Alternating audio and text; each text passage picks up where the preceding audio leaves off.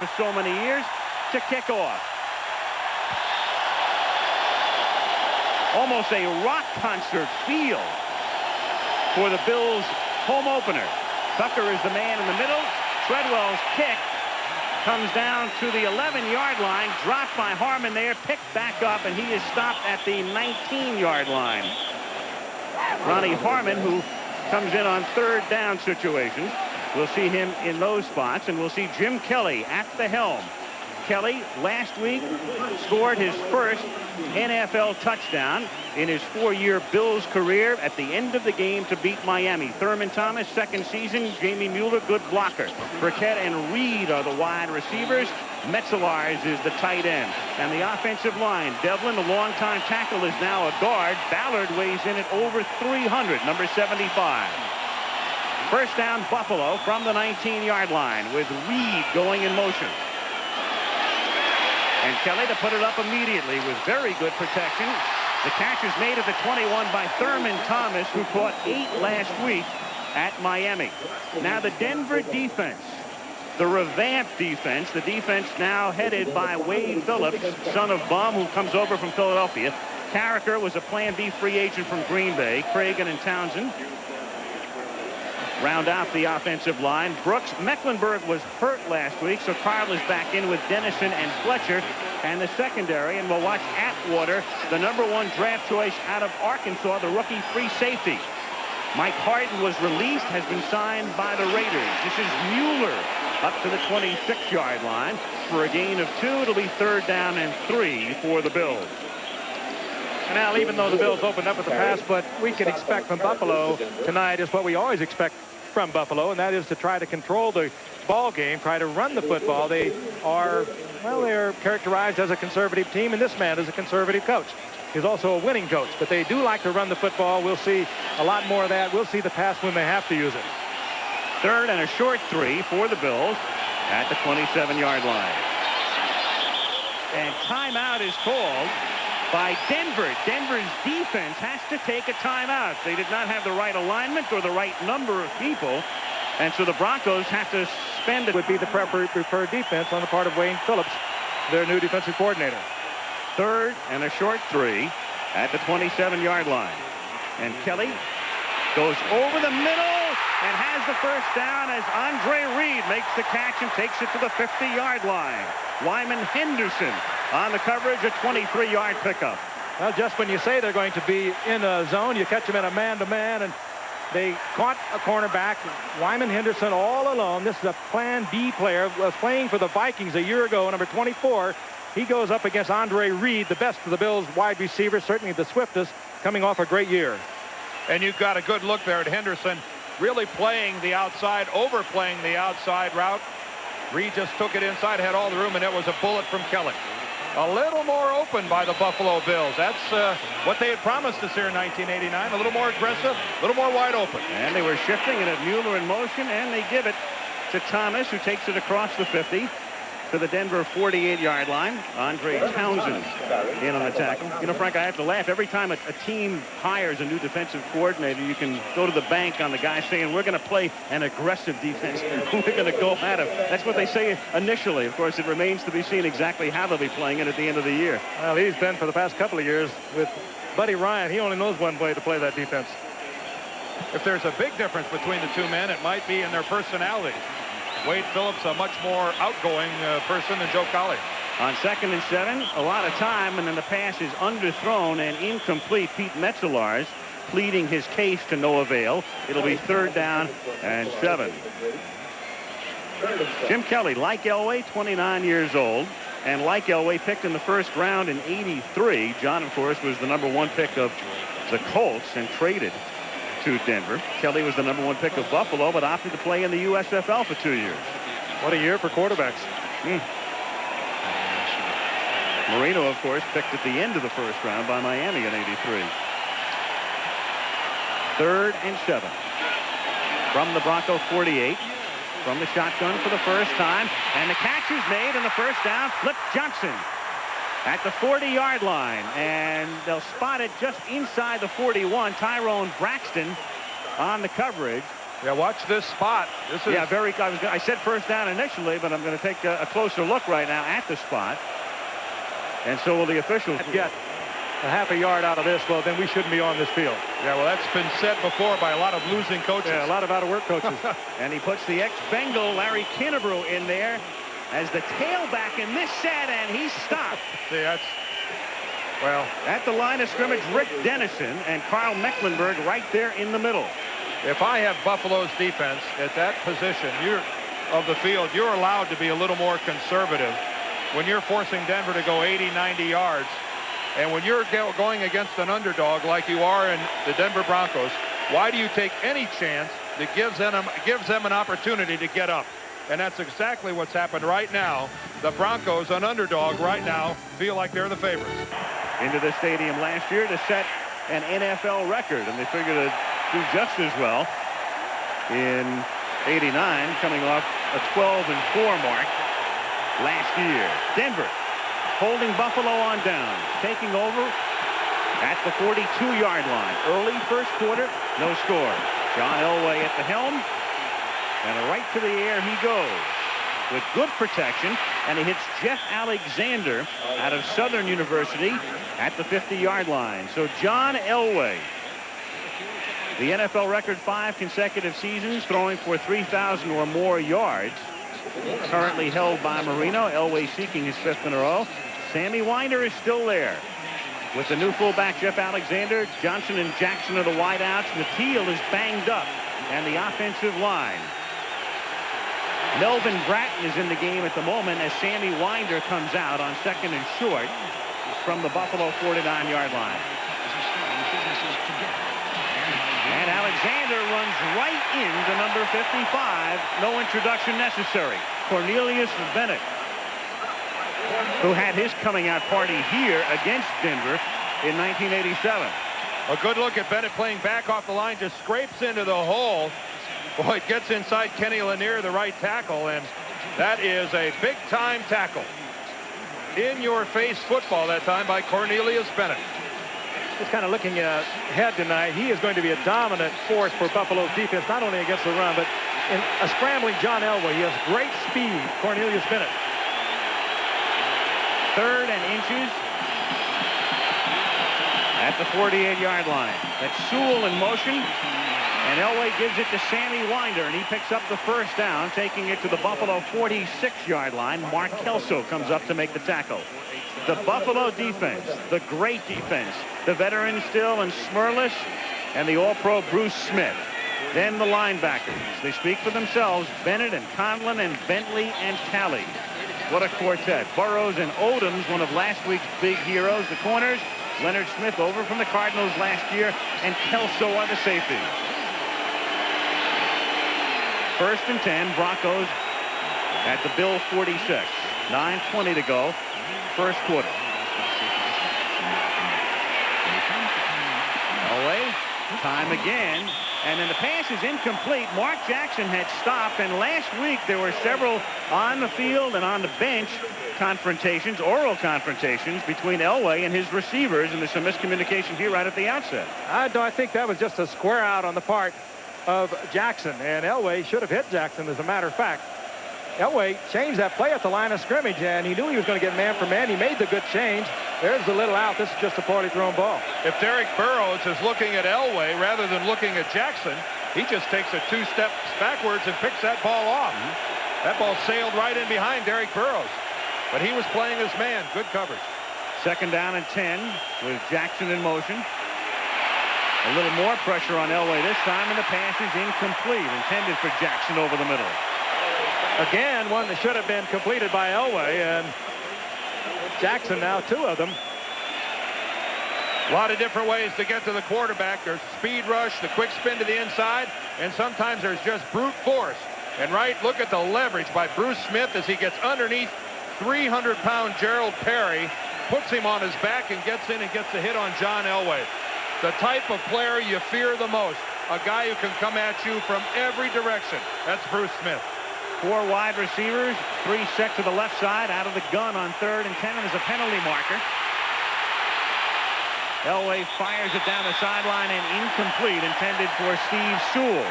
And we'll see about the flag, which was thrown at the And Marino, not that anyone does, but they were going to take it out on Elway tonight. Mike Horan went to the Pro Bowl last year. A booming angled kick and I think a beauty in as much as it didn't get to the end zone, and they will mark it at the 5-yard line. Near perfect kick by Horan. 41 yards, pins Buffalo deep, 8:53 to go, first period. The other right now, and after tonight there will be just 2.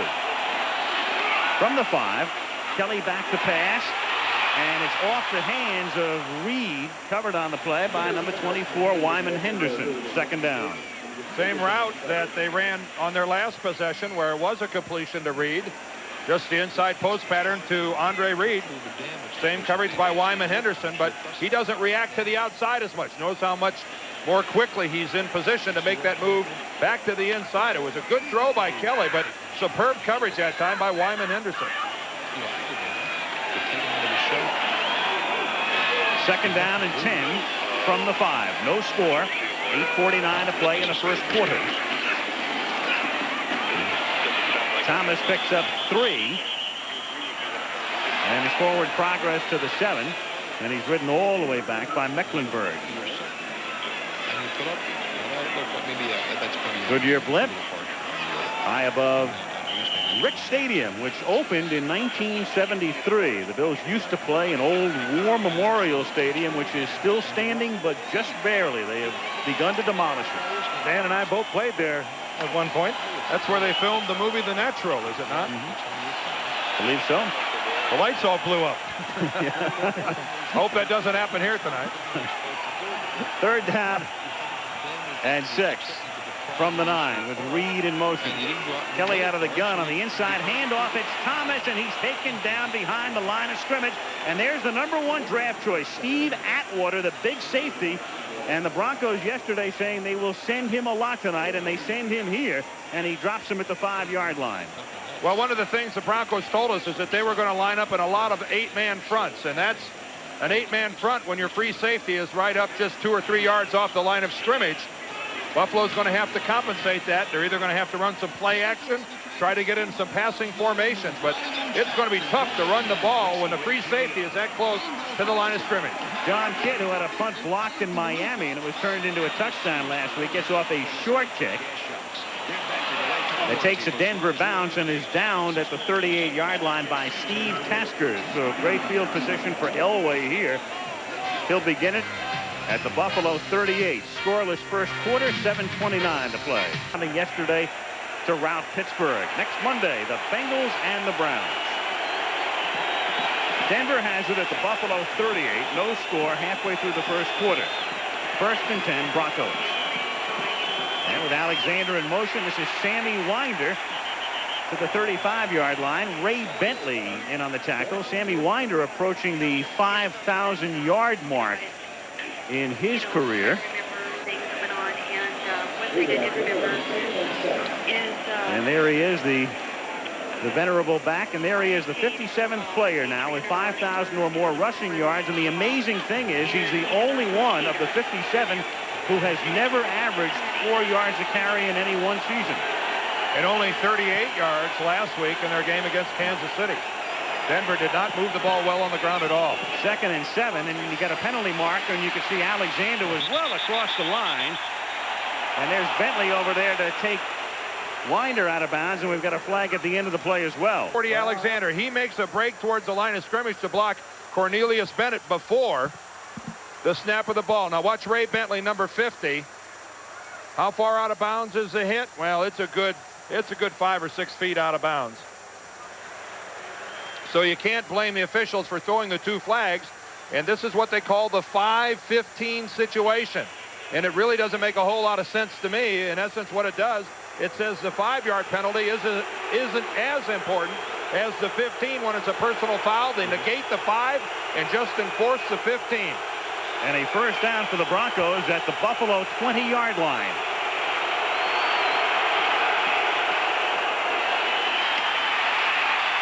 Elway rolling and throwing, and it's dropped by Clarence Kay. He couldn't hold on at the 5-yard line. Well, don't hang any blame on John Elway on that throw. He had an option on that. John could have pulled that down and probably got to the 10-yard line, close to a first down. And nevertheless, he had Kay wide open. Big number 88's a huge target. Coming from clear across the field, rolling, making it very smooth on the rollout for John Elway. John was in there. It's a pass that, even though low, that should have been caught. Oh, it was right between the 8 and the 8 on Clarence Kay. John Elway continues to be brilliant on the roll. And on 2nd and 10, the pass is short. It's intercepted by Odom, who picked off 2 last week.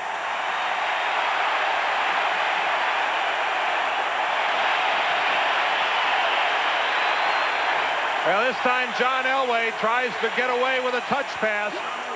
He's going to put a high arc on this ball and try to drop it in.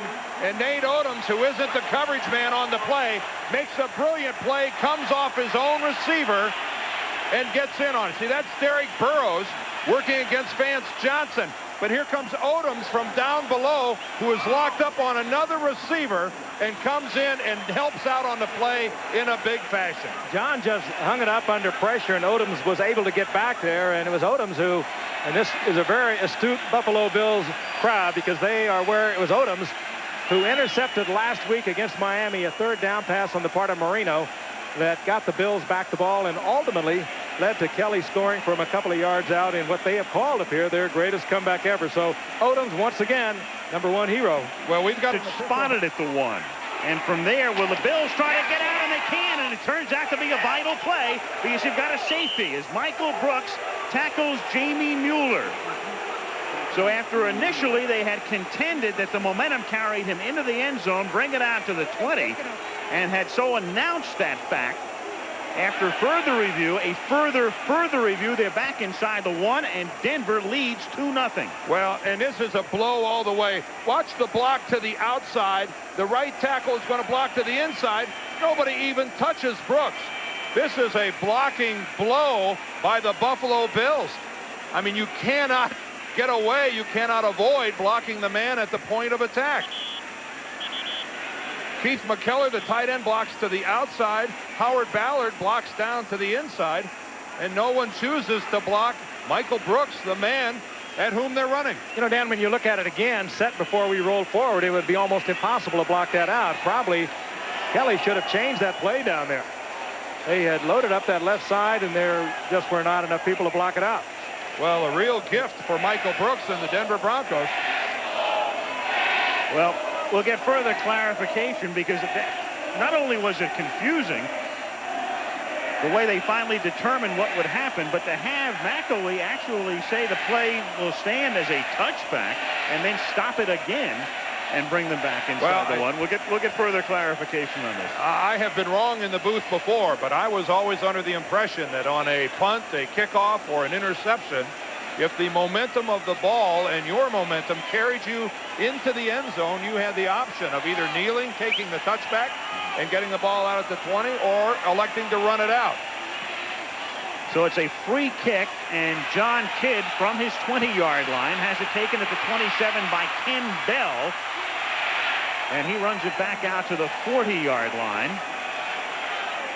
Carlton Bailey in on the tackle. And Elway will guide the Broncos from that spot. And we've got Klosterman involved in the altercation here.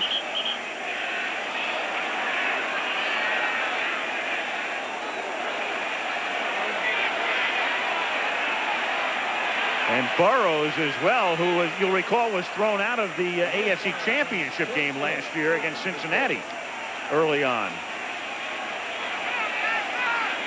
He's still, of course, complaining about that call against Odoms. So now Denver taking over at the 39-yard line. Broncos ahead 2-0 with 6:19 to play in the first quarter. Crowd still upset over the call that took the ball back to the 1. And Sammy Winder exploits a little bit of a hole for a gain of about 5. He is stopped by Talley and Bentley.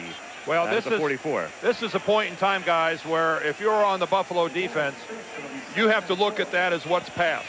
And complaining, getting into shoving matches and everything along those lines isn't going to do you one bit of good right now. You've got to realize that you're up near midfield.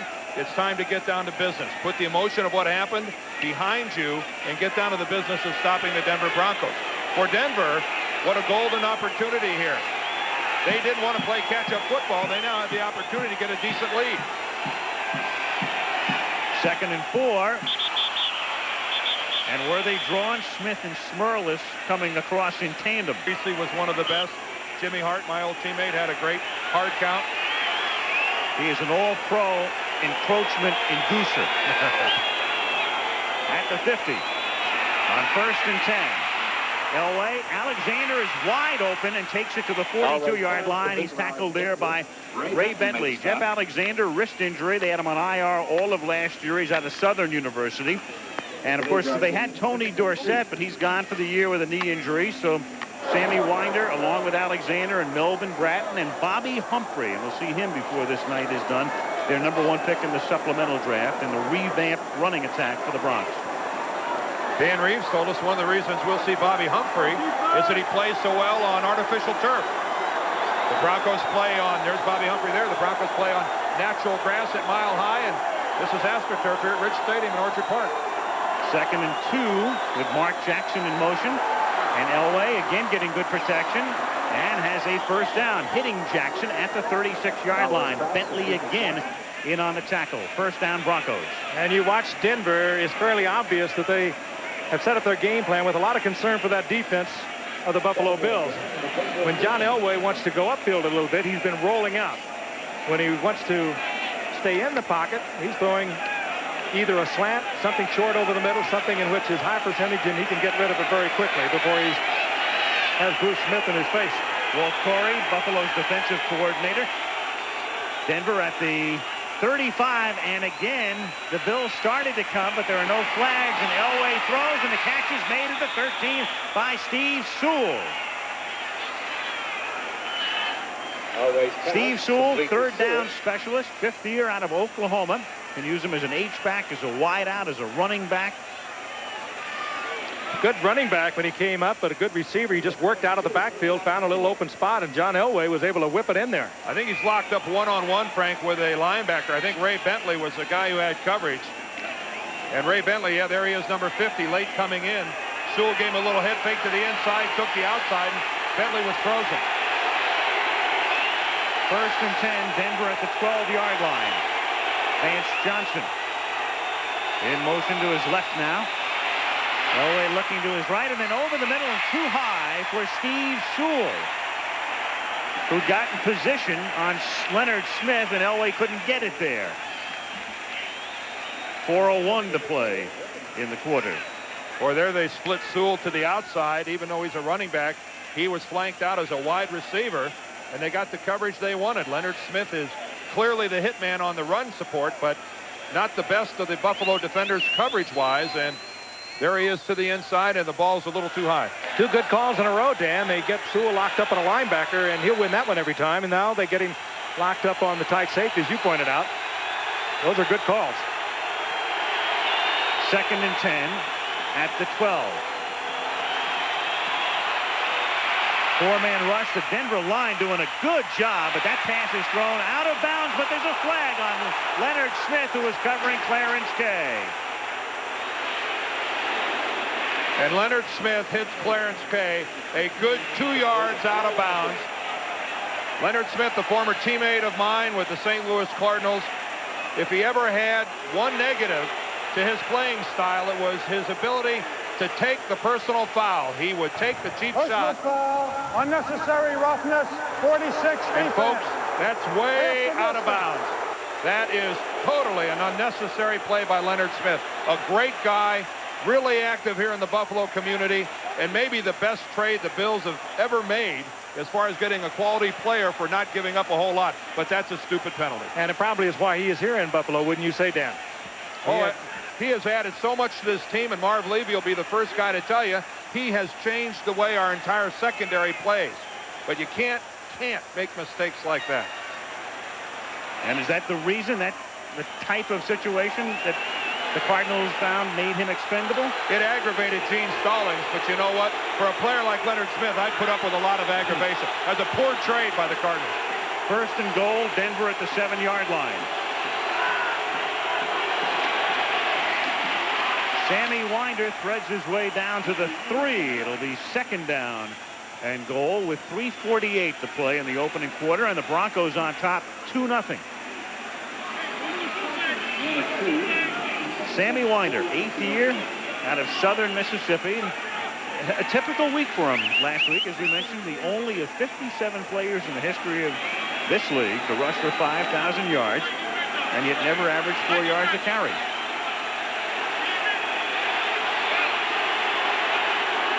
Second and goal.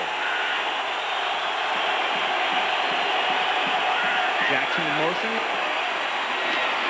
And again, it's Winder, hit at the 5 and driven back.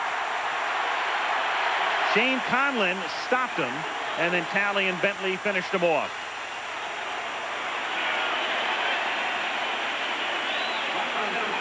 Shane Conlon, of course, one of those number 1s you see down there, a number 1 draft pick.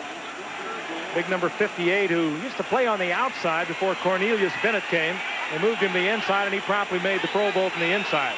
Great instincts, great reaction, and a great read on that play. And we may hear a little noise right now. In the shotgun, third down and goal. 4 wide receivers. 3 set to the left. Elway now looking back at McElwee. Oh, but Kenny Lanier, the right tackle, came out before Elway got a chance to signal a timeout. Oh, now let's see if the officials stopped it before Lanier moved. McElwee had not raised his hand yet. I didn't see it either. This should be a penalty against Denver. You think of all the ramifications of this rule, none of them terribly positive. Watch the right screen, the right tackle, 76, Ken Lanier. Boy, he flinched once, then flinched again and came out well before Elway signaled a timeout. Now, unless the referee stopped it before John asked for the timeout, that's got to be a Denver penalty. The defensive team has been asked to assist in quieting the crowd so the game can continue. We ask for your cooperation. Well, there's your answer. Bob McElwee is acting like it didn't happen, invoking the crowd noise. Interesting enough, though, in our talks with both Dan Reeves and Marv Levy, both are in favor of the Camera at the moment. coming up on Bruce Springsteen. Yep. The Broncos need a jackhammer to carry the ball right now, and John Elway is backing out like he has no intention of running this. 30-second clock to 45 and leave it there. Okay. Crowd noise, no 45, 30-second clock. Thank you.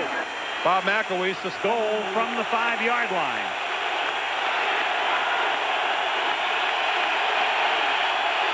Johnson in motion. Elway pressured that time by Bennett and has to throw it away. And credit that one to Cornelius Bennett, who went right by Ken Lanier in a hurry.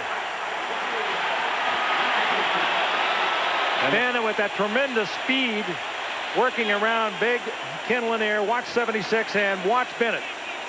Lanier could not get out of the stance, didn't have a chance against him. Well, you know what? You know what that is? That's the Denver offensive line having to go on that silent snap count. Lanier, the right tackle, is having to look inside. He has to move on the snap of the ball rather than the sound of his quarterback. The crowd noise right there cost Denver that play. Credit the Bills fans. David Treadwell out of Kubiak's hole. A 22-yard field goal attempt is perfect. So the Broncos march down the field, settle for 3, and with 2:15 to go in the first quarter, it's 5-0 Denver. Ken Davis and Ronnie Harmon. Denver on top 5-0 with Treadwell kicking off. 2:15 to go in the opening quarter. And Treadwell, who's had trouble on his kickoffs, boots this one down to the 3. Errol Tucker brings it back out to the 24-yard line, and Jim Kelly and the Bills start from that spot. Jim Kelly grew up in western Pennsylvania. Of course, he went to Miami. And as we said, selected by Buffalo, but chose to play in the USFL, 2 seasons with the Houston Gamblers. And then when the USFL appeared to be going at it for one more season, his rights sent to New Jersey. He was almost a New Jersey General, but then the league folded. Kinnebrew and Thomas are the running backs on first down. Kelly with a lot of time, and then underthrows Burkett, Chris Burkett on the far side. And when Kelly came out, he came to play because he started, what, 46 of the 49 games that he's been here, and the only 3 that he didn't start, and he's played most of them with the 3 strike games in '87. Again, we see the man-on-man. Actually, there's an inside help on this for Henderson. And then Burkett breaking to the sidelines, and Kelly with a tough throw. That's a long pass to get it out there, and he underthrows it. 2nd and 10 from the 24-yard line. And Kelly this time fires it to the 29-yard line where Reed makes the catch, and he is tackled by Tyrone Braxton. Forward progress out to the 29, setting up a 3rd and about 5. Really a good catch by Andre Reed. He was looking for that ball on the inside shoulder. It was thrown well to the outside, and he spun around and made the catch. Knocked him to the ground. He got back up and tried to make something happen. That's one of those plays that no one will really think about after the game, but boy, it sure shows you what kind of receiving skills your people have. And that time, Andre Reed, that was a Pro Bowl catch. 71 catches, a Bills team record last year. 3rd down and 5. Kelly scrambling and out to the 34-yard line, very close to a 1st down. Fletcher and Mecklenburg converge on the tackle, and if they spot it right there, I don't think he has it. And this time the Bills don't even think about it. They'll be punting it on 4th down and half a yard with 51 seconds to play in the quarter. Tells you something about that Denver defense, though, Al. They only have 1 starter from a year ago back there, and that's in Dennis Smith. There was plenty of time for Kelly to deliver the ball. He had great pass protection. Nobody was open. One starter coverage in that secondary. Ken Bell back to receive, calling for a fair catch on the punt off the foot of Kidd, and he makes the catch at the 34-yard line. 33-yard punt with 29 seconds to play in the quarter. And the Broncos a touchdown underdog on top 5-0. Let's go back to the interception earlier. And there is the rule. If the intercepting momentum carries the defensive player into the end zone, the ball is next in play at the spot of the interception. So rule 11-4-1 is really separating an interception from a punt or a kickoff return. Now let's take a look at it here. There's no question about the fact that both feet are down in the field of play. There's a 2nd foot down beyond the goal line. So I will stand corrected. I was under the impression that he got the ball out at the 20-yard line. Of course, so was the referee, Bob McElway. That's the way it was officially ruled. Elway going deep, and the catch by Sewell is made just inbounds at the 22-yard line. And he got position that time on Leonard Smith and makes a great catch along the sideline, a 43-yard pickup. Well, things like this don't happen by accident. It's clear that the Denver Broncos are looking to get this matchup between Steve Sewell and Leonard Smith. Leonard Smith with a lot of cushion to start with, but what a pass from John Elway over the outside shoulder. Sewell doesn't break stride. It really wasn't bad coverage by Leonard Smith. Just a perfectly executed pass route and throw. 1st and 10 Denver at the Buffalo 22-yard line. And now it's Alexander as a wide receiver on the bottom. And it was Johnson in motion. And it's Sammy Winder carrying to the 16 on what will be the final play of the quarter. Shane Conlon. And you notice that ever since Buffalo didn't make it on that 4th and short, this entire 1st quarter has been played in their end of the field. The Denver Broncos have been living in Buffalo territory this whole quarter. To Buffalo's credit, however, they come out of this 1st quarter, and it could have been a disaster. They come out only down by 5. End of the 1st quarter. We'll return to as we start the 2nd quarter. And it's 2nd down and 4 for Denver at the Buffalo 16. End around. Mark Jackson has the 1st down. And Jackson is out of bounds at about the 9-yard line. The wide receiver, Jackson, coming around to pick up the first. It'll be 1st and goal for Elway and the Broncos. Those are the numbers, and as you see, Denver has put the big numbers on the board, but I'm really impressed with the way this game plan has been conceived on the part of Denver. Of course, Danny Reeves definitely involved with Chan Gailey, but they have been able to lock Sewell up against Leonard Smith. They come with the reverse now. That'll slow down the pursuit, slow down the pass rush. So far, good-looking stuff on the part of Denver. 1st and goal, Jackson in motion. Sammy Winder picks up 4, takes it to the 5, runs smack into Fred Smerlis, number 76. It'll be 2nd and goal. Well, if you ask most football experts coming into this game, who is the more physical, who is the more dominant team on the line of scrimmage, I think everyone would have agreed that it was the Buffalo Bills, and yet so far in this game, it is the Denver Broncos that are actually out-physicaling the vaunted Bills. That's a good example of it right there. 4 yards on a 1st down play down by the goal line. 2nd and goal, Denver at the 5. Alexander stays in to block, but Elway still has to move to his right, and then the pass is incomplete, intended for Jackson, and the play busted up by Derek Burrows. And Jackson wants a flag. That time it was Smerlis who penetrated, forcing Elway out of the pocket.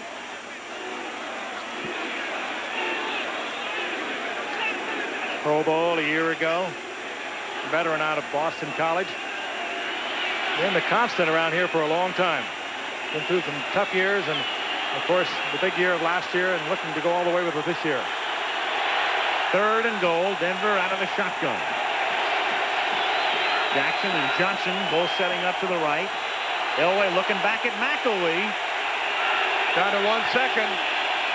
They get the play off, and down he goes at the 16-yard line. Bennett and Smith. Same thing again, I'd say, Dan. The offensive line, they have got to look down to see if the ball is snapped. They cannot hear the snap signal, and it gives the defense a definite advantage. Well, this is where the crowd noise is clearly in favor of the guys in the blue shirts. Gerald Perry just gets thrown out of the way by Bruce Smith. John Elway eaten alive. And there is sack number 1 for Bruce Smith in 1989. 34-yard attempt. And it will not be the last. It's going to be a long night for Gerald Perry. 33-yard attempt for the new Bronco kicker, David Treadwell. Kubiak puts it down, and Treadwell has been perfect. The kick is good. Perry now has been beaten by Bruce Smith, just running right over the top of him. He was beaten on a great all-pro spin by Bruce Smith, and it will be long for Gerald Perry tonight. That's a college score right there.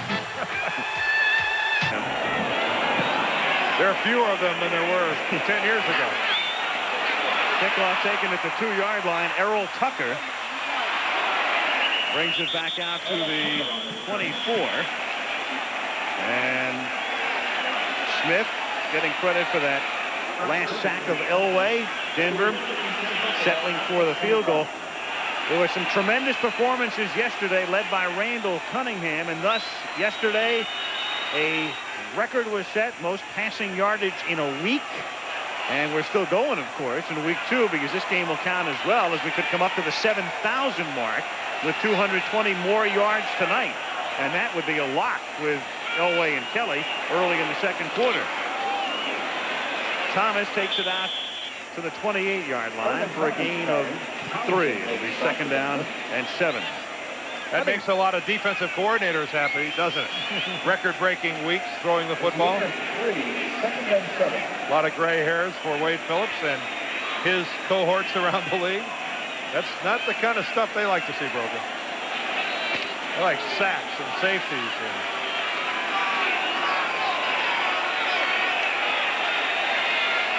Second and 7 from the 28-yard line. Dumps it off to Kennebrew, and the big barreling fullback gets to the 43-yard line, where he is stopped by Steve Atwater. Problem with Kennebrew when he was at Cincinnati is they'd have to weigh him at a truck stop. If he can keep his weight down, he can be a very valuable man for Buffalo. That time he just got behind a little two-man screen of Richter, number 51. Watch number 51. He sets up now. He'll ease out here into the flat, and he provides the block that springs Kennebrew. Yeah, but watch how smart Atwater is. Watch where he tackles Kennebrew. Yep, right on the knee. You do not tackle Larry Kennebrew from the waist on up. Steve Atwater might be a rookie, but he's wise beyond his years. From the 42-yard line, Thomas goes nowhere.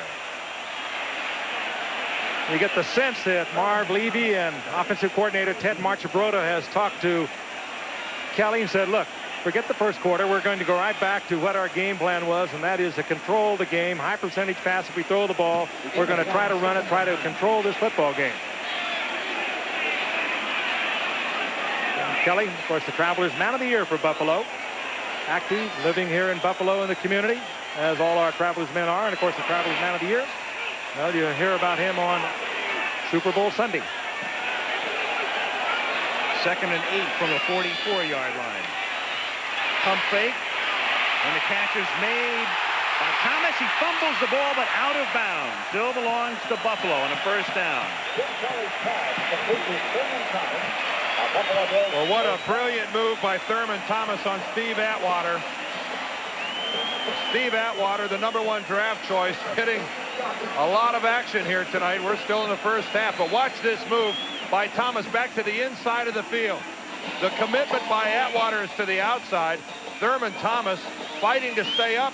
Just going to kick the ball out when he attempts to shift hands. Wisely going to move it over and then just swats it out of bounds. Nice play, Thurman Thomas. And Thomas involved in one philosophical change for Buffalo as Kelly on first down going deep and incomplete and batted away by Dennis Smith. Overthrown, intended for Metzelaars, the tight end in the area. One philosophical change for Buffalo. They're going to throw a lot more to Thurman Thomas. The graphic came up. He caught 18 balls all of last year, or about 1 a game. But last week he caught 8, and tonight they've thrown to him twice. I don't think there's any question about it. He's the principal part of the offense. He became a starter a year ago as a rookie and replaced another starter and a good football player, Ronnie Harmon. He's a lot of offensive weaponry, Thurman Thomas. And here he is, picking up about 4, taking it to the 37-yard line, where it will be 3rd down and 6. Thomas rushed for over 800 yards as a rookie. And as you mentioned, Al, they didn't really have him much into the game plan as a pass receiver. But this year, obviously, they're going to utilize him as a receiver. Buffalo doing what they want to do now, and that is hammering the ball on the ground. Kelly missed it a moment ago when he had a receiver wide open. But again, a high percentage pass route. Well, they at least have to feel good about the fact that they're on Denver's side of the field.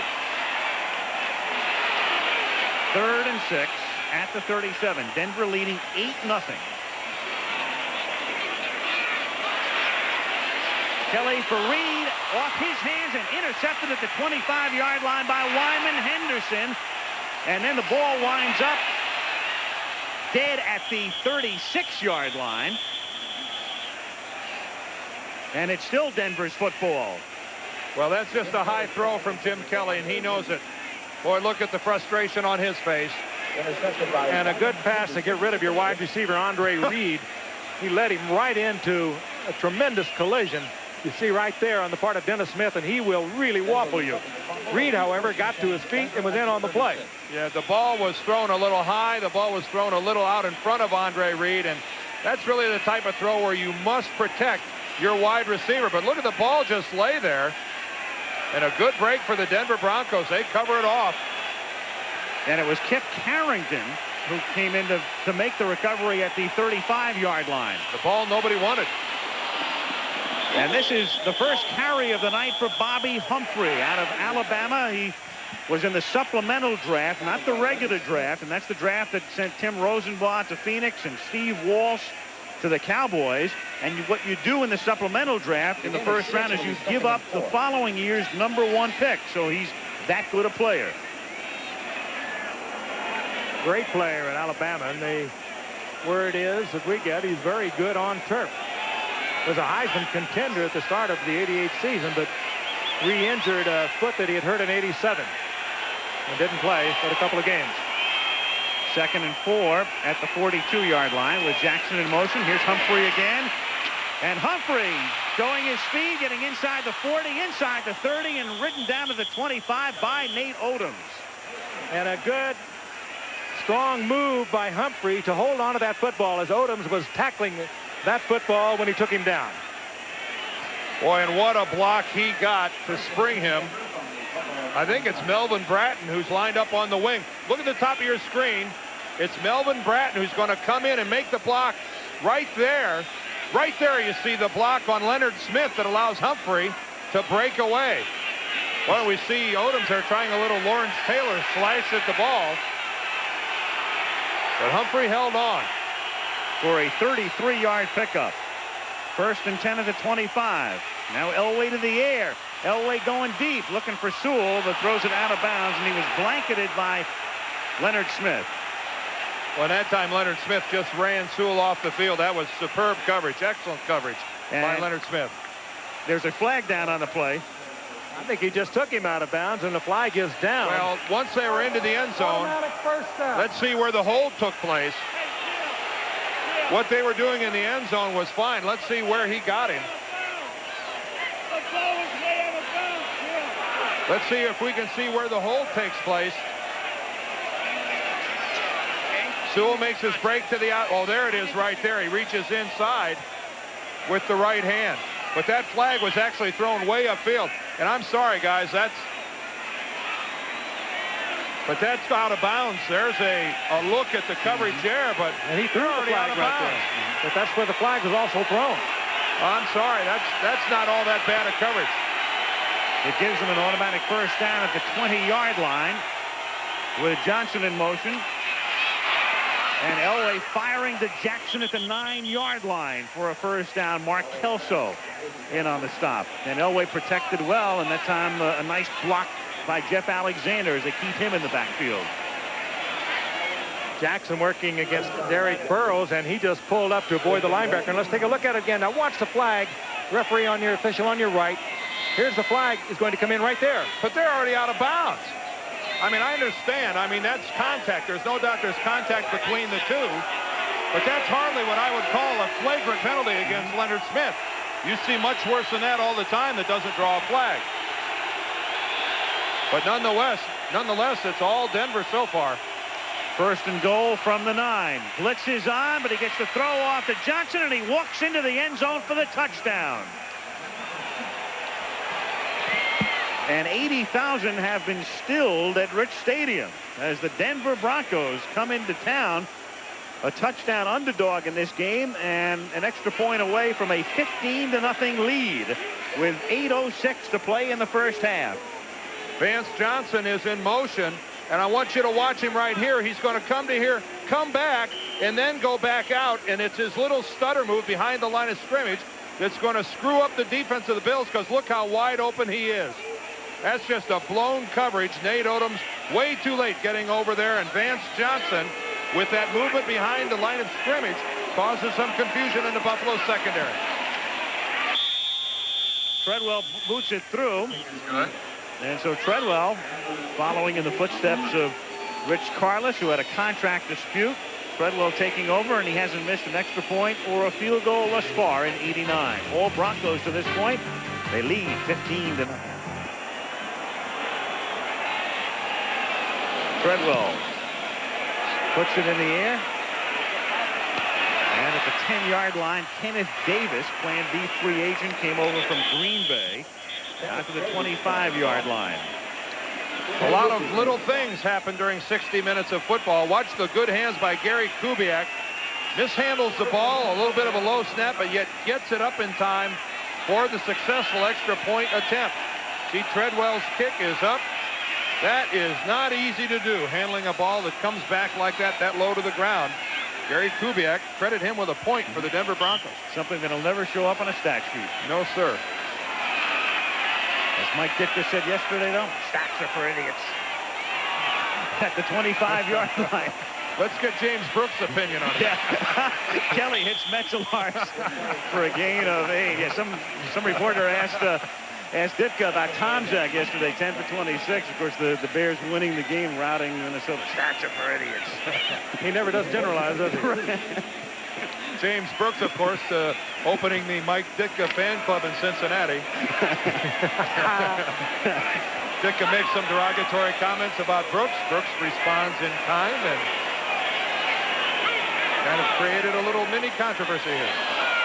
That's Kinnebrew hardly doing a Dorothy Hamill routine in motion as Thomas gets slung out of bounds or close to it by Simon Fletcher. Yeah, but when you weigh 260 pounds, the degree of difficulty is something.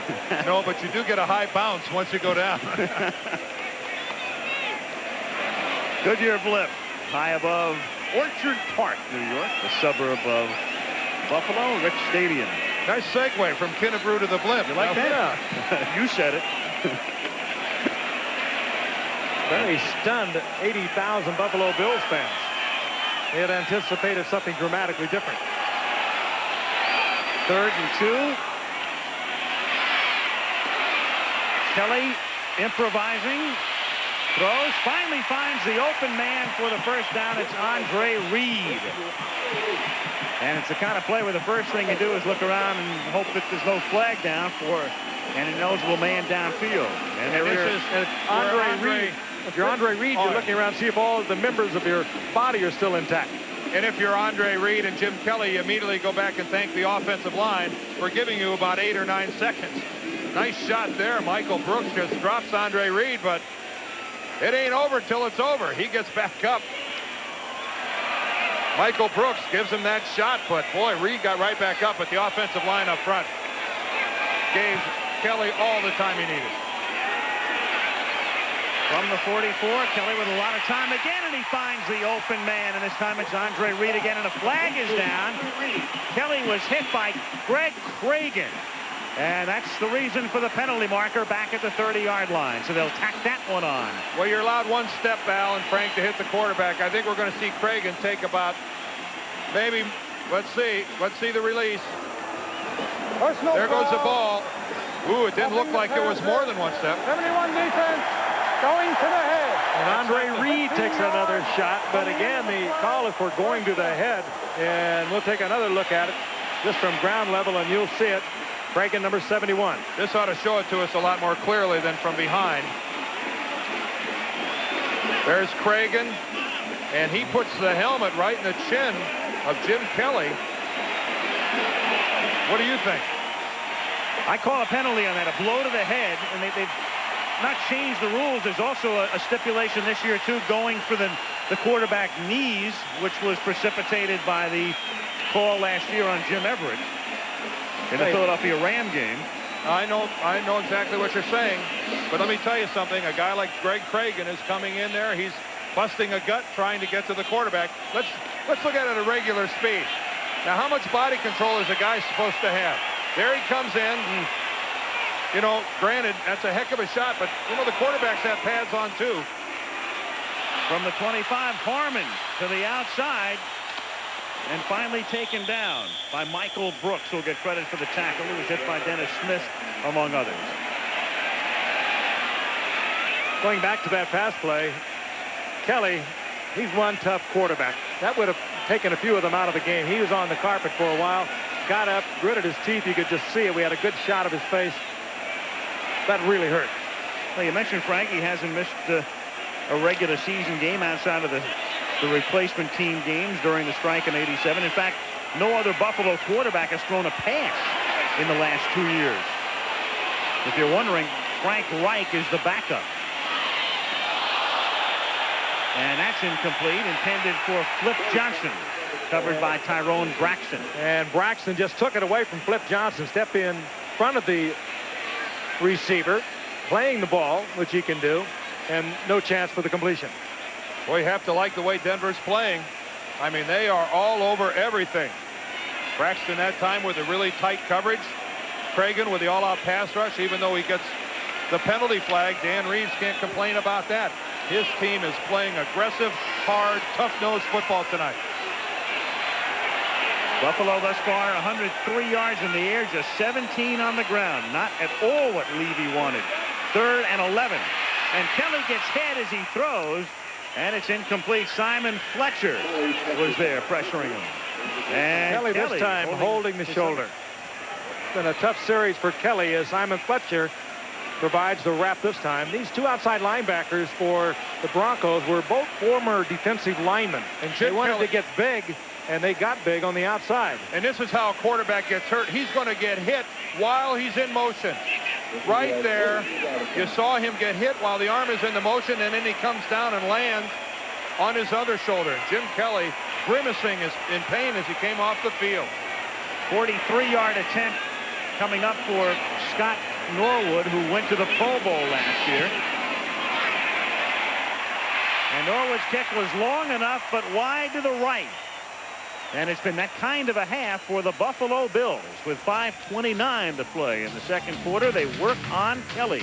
And Denver has a 15-0 lead. Hurting right now. Denver has it at the 25-yard line after the missed field goal. And Elway shoots it out to Jeff Alexander for another big gain as he rips it out to the 46-yard line. He's stopped by Darryl Talley. Big Saturday of college football upcoming.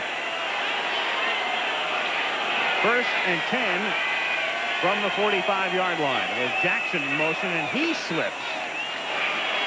And Alexander fights his way close to a first down. We'll see where they spot it at the 45-yard line. He's stopped by Scott Radistic. And if I were defensive coordinator of the Buffalo Bills, Walt Corey, and I'm not, of course, but I would be quite concerned. That we watch Buffalo. We watch the videos of the game against Miami. This Buffalo defensive team that was #1 in the AFC a year ago has been dominated now, basically all except the fourth quarter of that game against Miami last week. And they have been pushed around. They've been beaten by the pass. They've looked totally inept at times. And certainly not the kind of a defense you would expect from the #1 team in the AFC, and they are not showing it at the moment. 2nd and less than a yard, basically a free play for Elway. And we'll see if it'll go to the air and use it down here. No, he'll just keep it on the ground, and he'll send Bobby Humphrey through the middle to pick up the first down to the 43-yard line. Meanwhile, here's Kelly warming up on the Bills sideline. And as we just got finished saying, no quarterback except Kelly has thrown a pass in the last couple of seasons, except for the strike period when Kelly walked out with most of the rest of the Bills. There is the backup quarterback, Frank Reich, and the report from the sideline is that Kelly is all right and will be back in.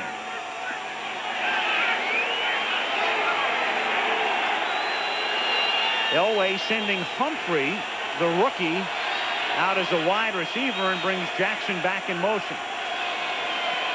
And then he gives the ball to Alexander, and all of that dancing and darting didn't fool Bruce Smith,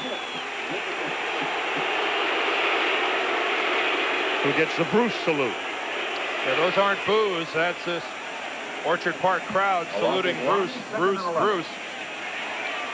The bad news, I guess, for Denver, Bruce Smith is to their left. The good news is that Reggie White isn't the other way. You know, it really is, I guess, one of the great conversation points surrounding the NFL right now is who's the best defensive lineman in the game? Is it Reggie White? Is it Bruce Smith? Is it Keith Millard? Lofty company. 2nd and 11. No flags. Bills nearly jump. And Elway scrambles free and turns a loss into a gain. Pursued by Cornelius Bennett and taken down at about the 40-yard line. Leon Seals came in but couldn't make the tackle. Bennett has that Lawrence Taylor speed. Not terribly big at 235 pounds, but gets pushed to the outside. Now look at him turn it on. And he takes the angle that will force Elway to go out of bounds, and he's right there to make sure he doesn't get more yardage. But that's from all the way on the other side of the field after being blocked out of the play and then still providing the pursuit. Great athlete. And he wasn't chasing George Blanda either. A lot of linebackers in this league that have no prayer of catching John Elway. 3rd and 8 after you make a 3rd and 7 at the 39. 3:01. He's going to throw this. This is Johnson from the 50-yard line, winds up, throws a duck, and it is, was he inbounds, Mark Kelso? No. Hey, Bruce Smith picked up John Elway. He was the intended receiver, And Bruce Smith read that play and provided the coverage on John Elway. Boy, it was so far away, Frank, all the way across the field, but you are exactly right. Bruce Smith stayed at home and stayed with John Elway. And covered him downfield, Dan. Oh, yeah. You probably dreamed of being able to do that. We may have it on our telestrator camera. Let's see if we can find it here. Watch Bruce Smith right here. After the handoff here, Elway's going to go all the way down the field. Smith is going to go with him. Look how he just shadows John Elway, and that's a pass designed from the get-go to go back to Elway. Mike Horan, who booted one out of bounds at the 5 earlier. This one is considerably shorter. And they line it up. Officials still marching back upfield and stopping at the 22-yard line. And Kelly does indeed come back out for the Buffalo Bills with 2:45 to play in the half. A 17-yard punt by Horan. Well, you're at the stage of the half with only 2:45, and you're at the place on the field where you're going to have to air the football. And this will be, I doubt there'll be much of a delay in finding out whether or not Jim Kelly's arm is all right.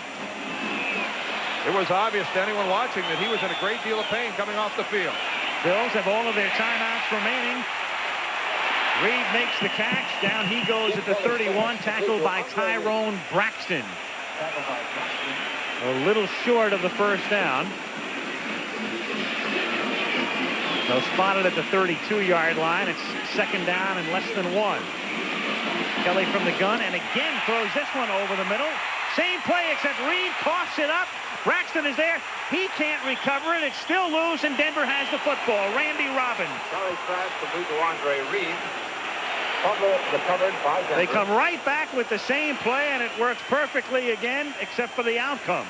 Randy Robbins recovers the fumble for Denver. Robbins, who had an interception last week against Kansas City to stave off a drive that could have forced a Denver loss, was right there to make the recovery. The hit provided by Wyman Henderson and Dennis Smith. Ball is loose, and Ronnie Harmon, number 33, can't get back to get the ball. Boy, look how close he came to getting it, but Randy Robbins came in with the angle.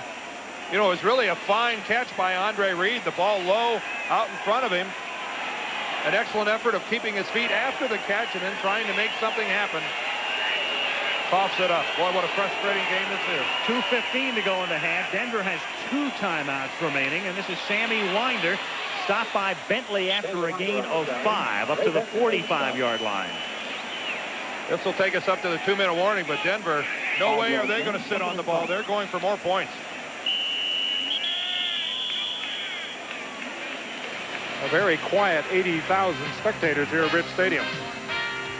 And the reason why is evident. 15-0. Tremendous day for Braxton as well as the Juice.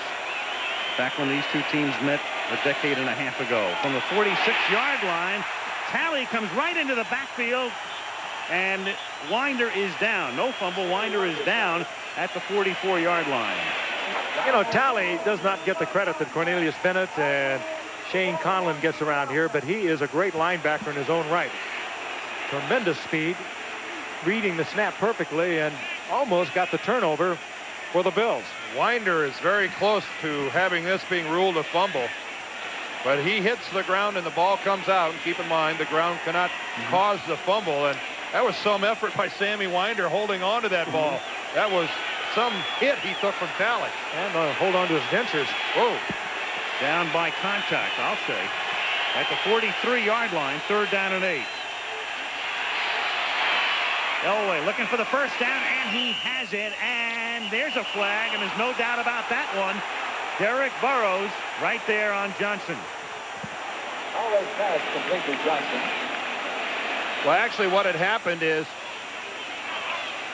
Jackson goes out of bounds about 2 yards. Unnecessary roughness, 29 defense. I don't know that. Out of bounds. I don't know that Burrows knows he steps out. Watch where he steps out right there. But boy, you just can't come in and lay a shot on that guy when he's that far out of bounds. You just have to be aware of the fact that the officials are just waiting for something like that to happen. Just can't get away with it. No way. Denver is setting themselves up for more points on the board, and really Buffalo is doing it to themselves. And again, that's Burrows, and we mentioned it earlier, thrown out of the playoff game with the Bengals early last year, early in the game in last year's championship game. And there's Treadwell. He's hoping he's warming up to kick an extra point. Broncos have 2 timeouts from the 30 on first down. Here comes Bennett. Elway gets rid of it, hits Alexander, and he's taken down by Smith and Conlon. And we're under a minute now in the first half. John Elway can get more on the ball out of awkward situations than any quarterback who's been around in a long time. Randall Cunningham is the only other guy in the league that can make some of those same things happening. But I don't care if you're talking about running to your left and throwing back to your right, dropping straight back and throwing a 40-yard bullet off of your heels. John Elway is the master at throwing out of tough spots. It is remarkable. Does it over and over. And a master not only of getting them into the end zone, but taking all the time he can off the clock to allow Buffalo very little time. And the pass is incomplete, intended for Clarence Gay. I think Bennett flag down at the line of scrimmage. I think Bennett was across the line. Defensive man, he'll read that. That owes him the green light. 3rd and 7 from the 27. 3 receivers set to the left and 1 to the right. And Elway, on what appeared to be a quarterback draw, is stopped at the 30-yard line by Bruce Smith, and that means a 47-yard field goal attempt. And Denver will just let the clock run down and take the timeout. If Buffalo wants to save some time, they should take the timeout here. I think they want to let the clock run, and they want to go in and regroup. This has not been exactly a stellar performance in the first half by the Bills. We'll have to see if that's ruled a sack. Out of the shotgun formation, I would assume that it is going to be ruled a sack. So that'll be Bruce Smith's 2nd sack of the night tonight against John Elway. Mind you, at halftime, we For 0 yards. yeah, but it had a lot of heart. Oh, yeah, I smothered that, baby. Here's Treadwell with Kubiak holding 47-yard attempt.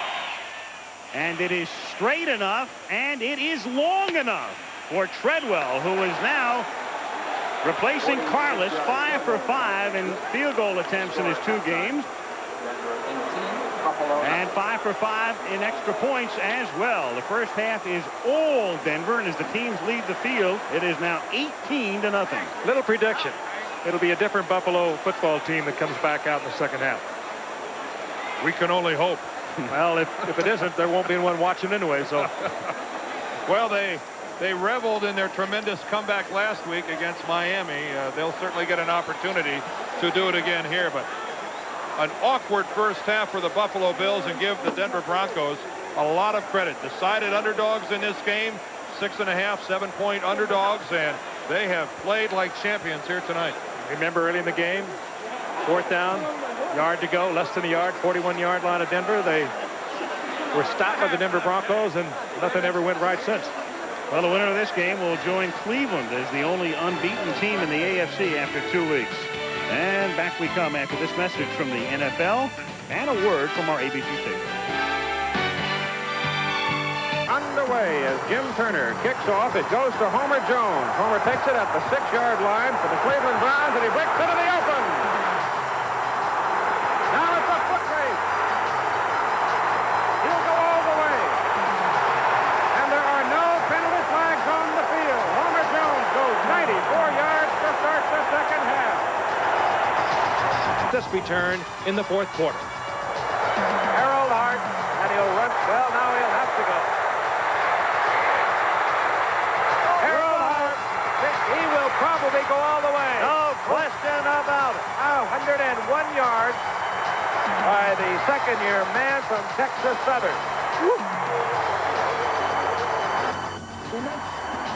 Take from his own 2-yard line. Look out, Walter, Little Brothers on his way. Eddie Payton, an electrifying piece of running, and explodes The win. Wilson. This is Joe Washington. That is Joe Washington. Look at this. There it is, Joe Washington. He's on his feet. He has great speed. There it is, Joe Washington. How can it happen? What a football game this turned out to be. Haji Sheik kicks it down to Brown at the 5, the 20, and he can fly the 30, Goodbye. Goodbye. Is And right. Brown out in front, and that man won a gold medal in the Olympics, and only Green can catch him, and he can't. He's in there for the touchdown. Two fastest men perhaps in the NFL. Yep. Fourth career kickoff return for the gold medals from the '84 Olympics. 0 to 0. And Denver will get the ball to start in the second half. It's Scott Norwood puts it in the air. The third quarter is underway. And to the near side, this is Bobby Humphrey, the Alabama rookie, out past the 30 and all the way out to the 39-yard line. As the Broncos take over at that spot, Denver last week a winner over Kansas City 34-20, and Miami had an 11-point lead against Buffalo as the Bills then came from behind to pull off a miracle win, and they'll need a similar type of victory tonight, down by 18.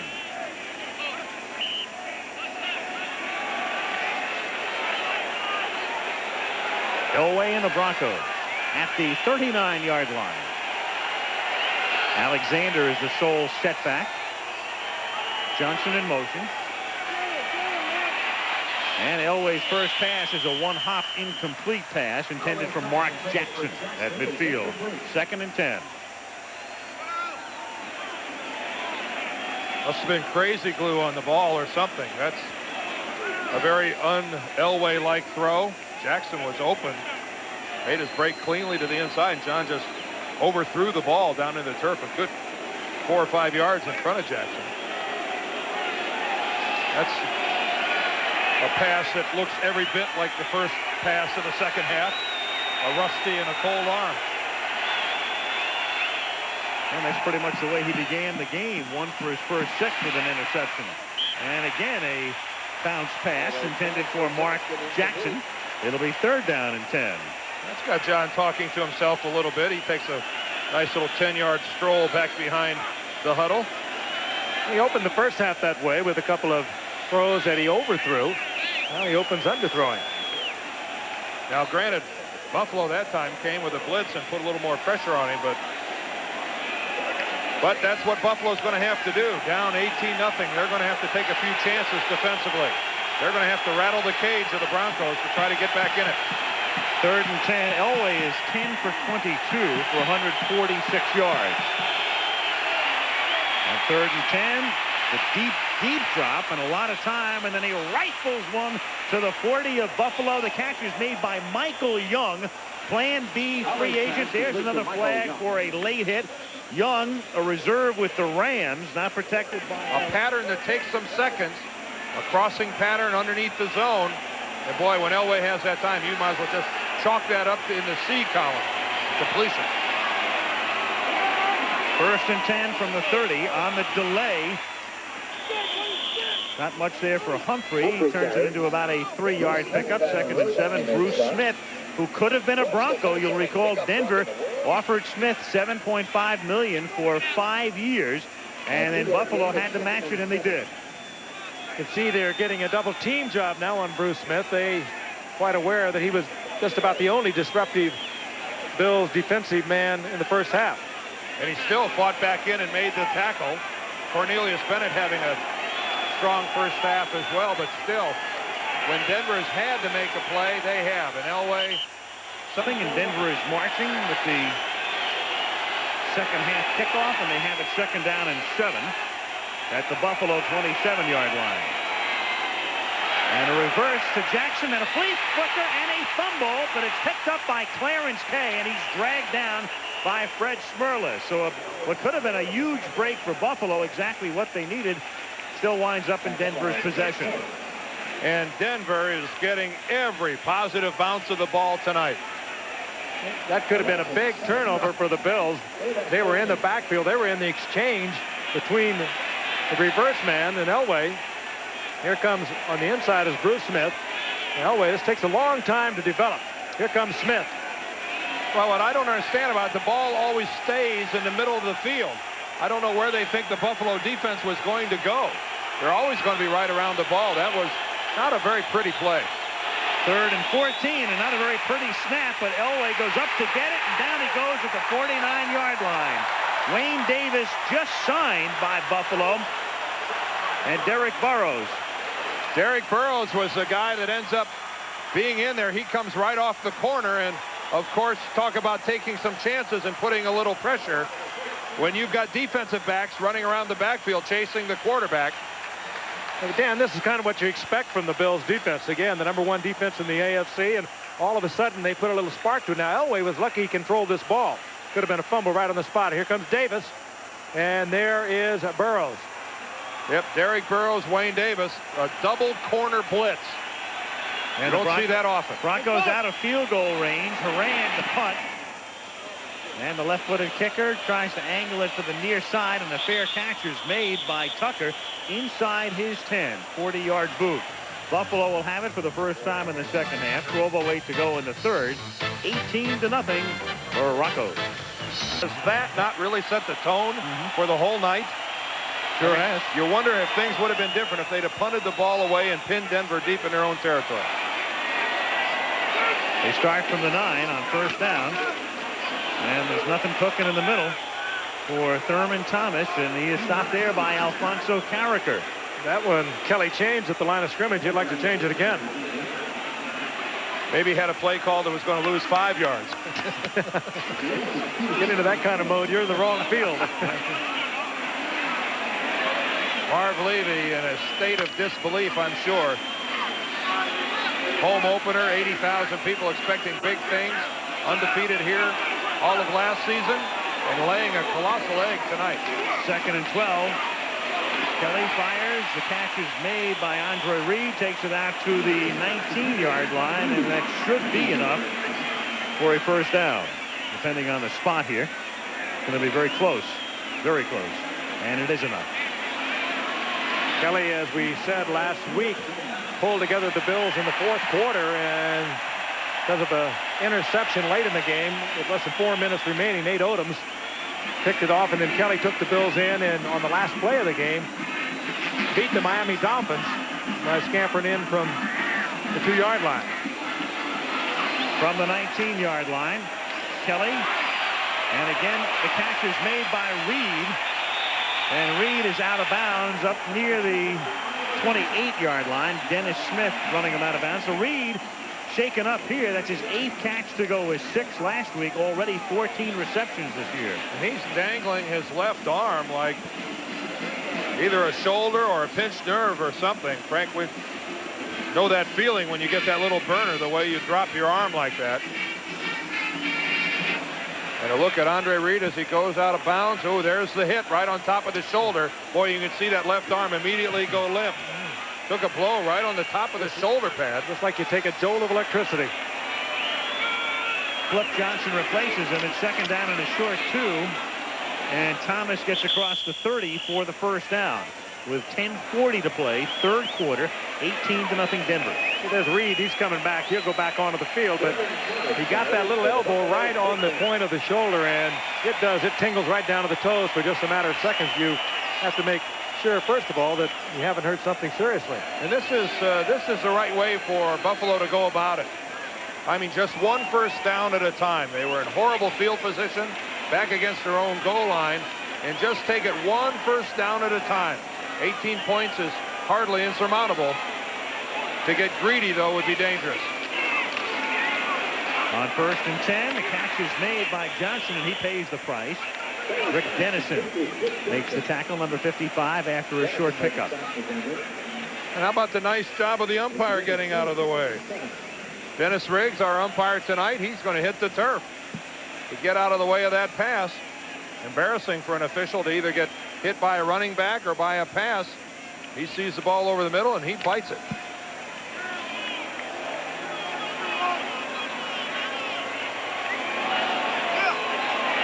Second and 7.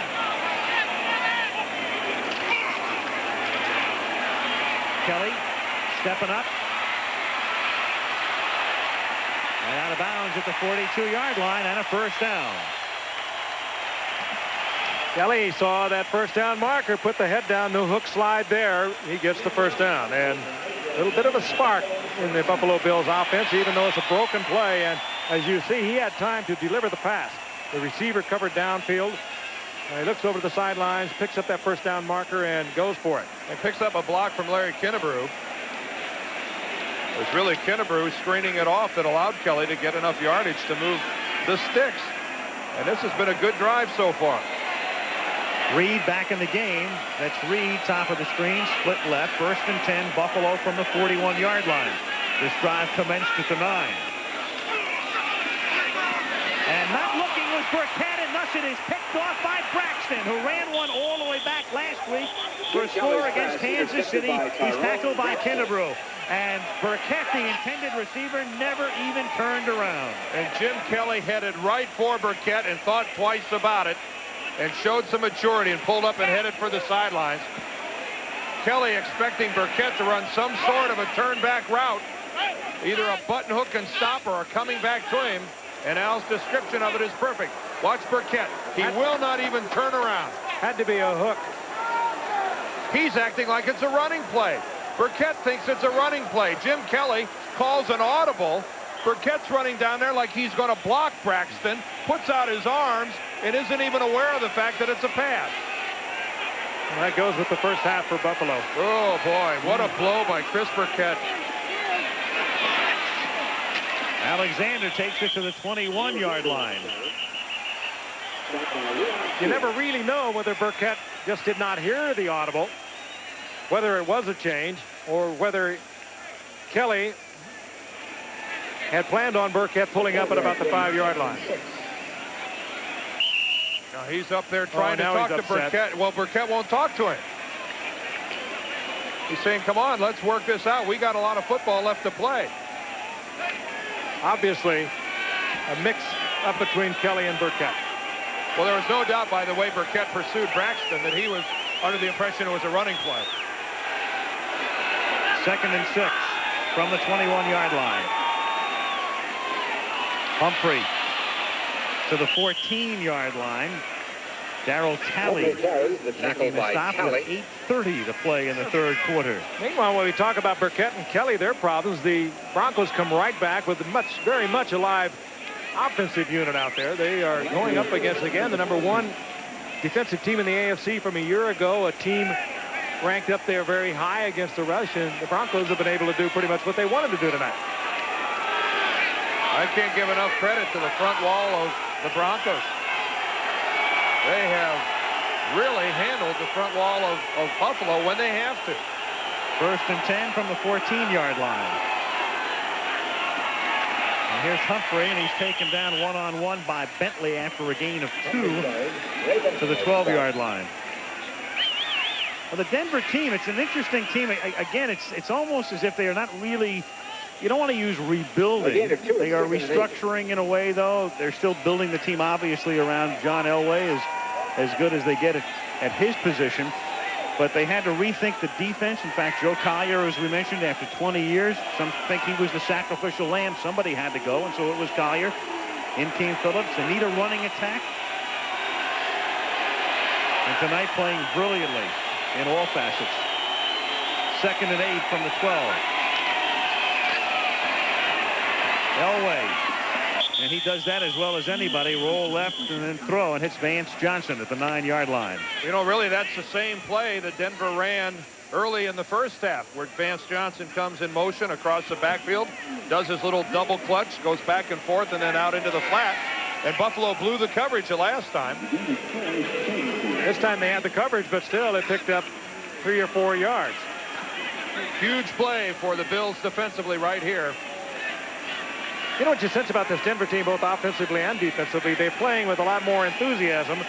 The last time we saw them in a blowout against Indianapolis, what was it, mid-season of a year ago, 55-12 or something like that? Halloween night. Last time like this, a corner blitz worked for Buffalo. 3rd and 4. And this time it's Johnson, but he's well short of the first down as Leonard Smith comes up to make the tackle. In comes the field goal unit to try to make it 21-0. I'm talking with John Elway last night. He asked me about that. You go to the Super Bowl twice, you get blown away twice, and then you go 8-8. He said, what really happened? Was there a loss of enthusiasm? Did you lose belief in this ball club? He said, I think there was a little bit of that. We brought in a lot of new guys. We have players that haven't played together before. We have Plan B players. We have rookies playing, but we are playing with enthusiasm. And you can see that reflected tonight. They are. David Treadwell, perfect tonight, perfect against Kansas City last week. 24-yard attempt. Kubiak to spot it at the 14-yard line. And Treadwell does it again. Well, if you're just tuning in, they've hardly gotten there with 3 touchdowns, but that's what the score is anyway. The equivalent of it's 21-0 Denver. In Vegas, that's 21 the hard way. Yeah.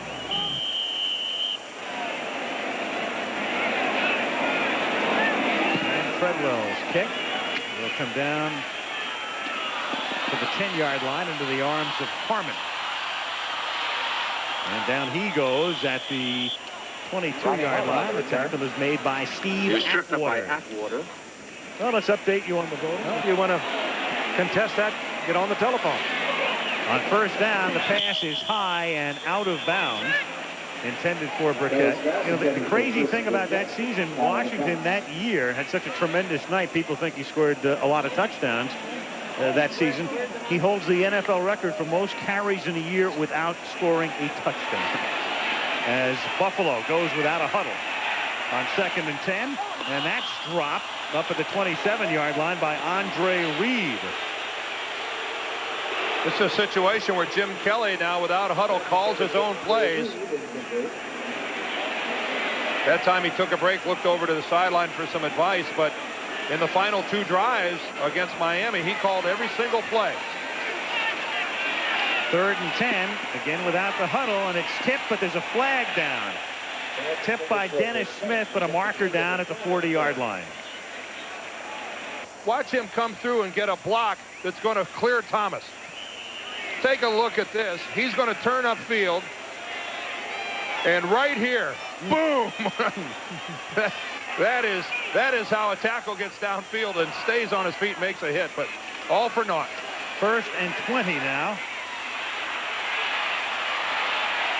Kelly up to the 29-yard line where Kenneth Davis makes the catch and pays the price. Plan B free agent, played at Green Bay. He was a high pick of the Packers 4 years ago out of TCU. Kelly going without the huddle keeps Denver from changing up defensively, a la the Cincinnati Bengals and Sam White. 2nd down and 7 here. And the low throw, and the catch is made by Andre Reed up at the 40-yard line for a 1st down. Boy, and that's some recovery. That's a type of a penalty after a long run by Thurman Thomas that can really break your back. And yet Buffalo comes back in just 2 plays and gets the 1st down again. The fact that Buffalo's doing this will show you they more than respect this Denver defense that had throttled them in the. That's one of the few things that's really gone against Denver all night. Makes it 1st and 5 from the 45-yard line. And Kelly's pass into a lot of traffic. Flip Johnson surrounded by 4 white shirts. 2nd and 5. Kelly had to get rid of it. The safety blitz was on with Denver, bringing their rookie Steve Atwater. Good blitzing safety, the rookie from Arkansas. Almost got to Kelly. And despite the fact the clock has stopped on the incompletion, they still operate without the huddle, and it's incomplete up at the 50-yard line, and there's a marker down. Well, Denver got caught with 12 men on the field. They didn't get it. Kennebrew and Mueller are the backs, and this is Kennebrew walking into the end zone. Kennebrew almost hurt himself on the spike. He's having trouble staying on his feet. Yeah. Here's a guy who goes in for a score, doesn't get touched at all, and almost hurts himself trying to spike the ball. Larry, baby, it doesn't have to be that tough. Larry Shuffle. He may have put the Bills back on their feet, though. Let's take a look at it. Tremendous blocking on the left side of the line. A good lead block by Jamie Mueller. And here's Larry in the zone. And, boy, this is when it really gets tough.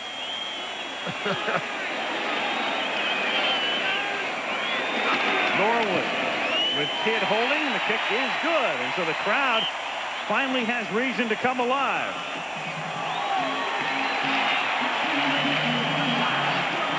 Different ball game, different football team with the Bills.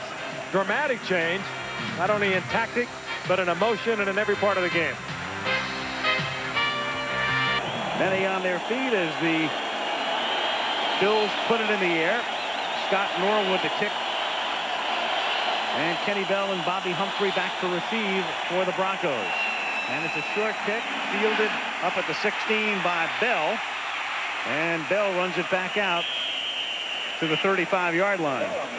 Now, don't accuse us of false hype, but the guys that last year, early in the season, we saw the Denver Broncos leading in a game against the Raiders 24-0. And by the time it was all over, the Raiders had a victory.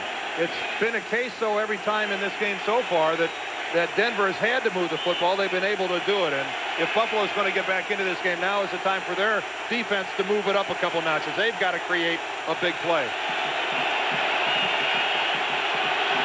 Important here for the Buffalo defense to stop Denver.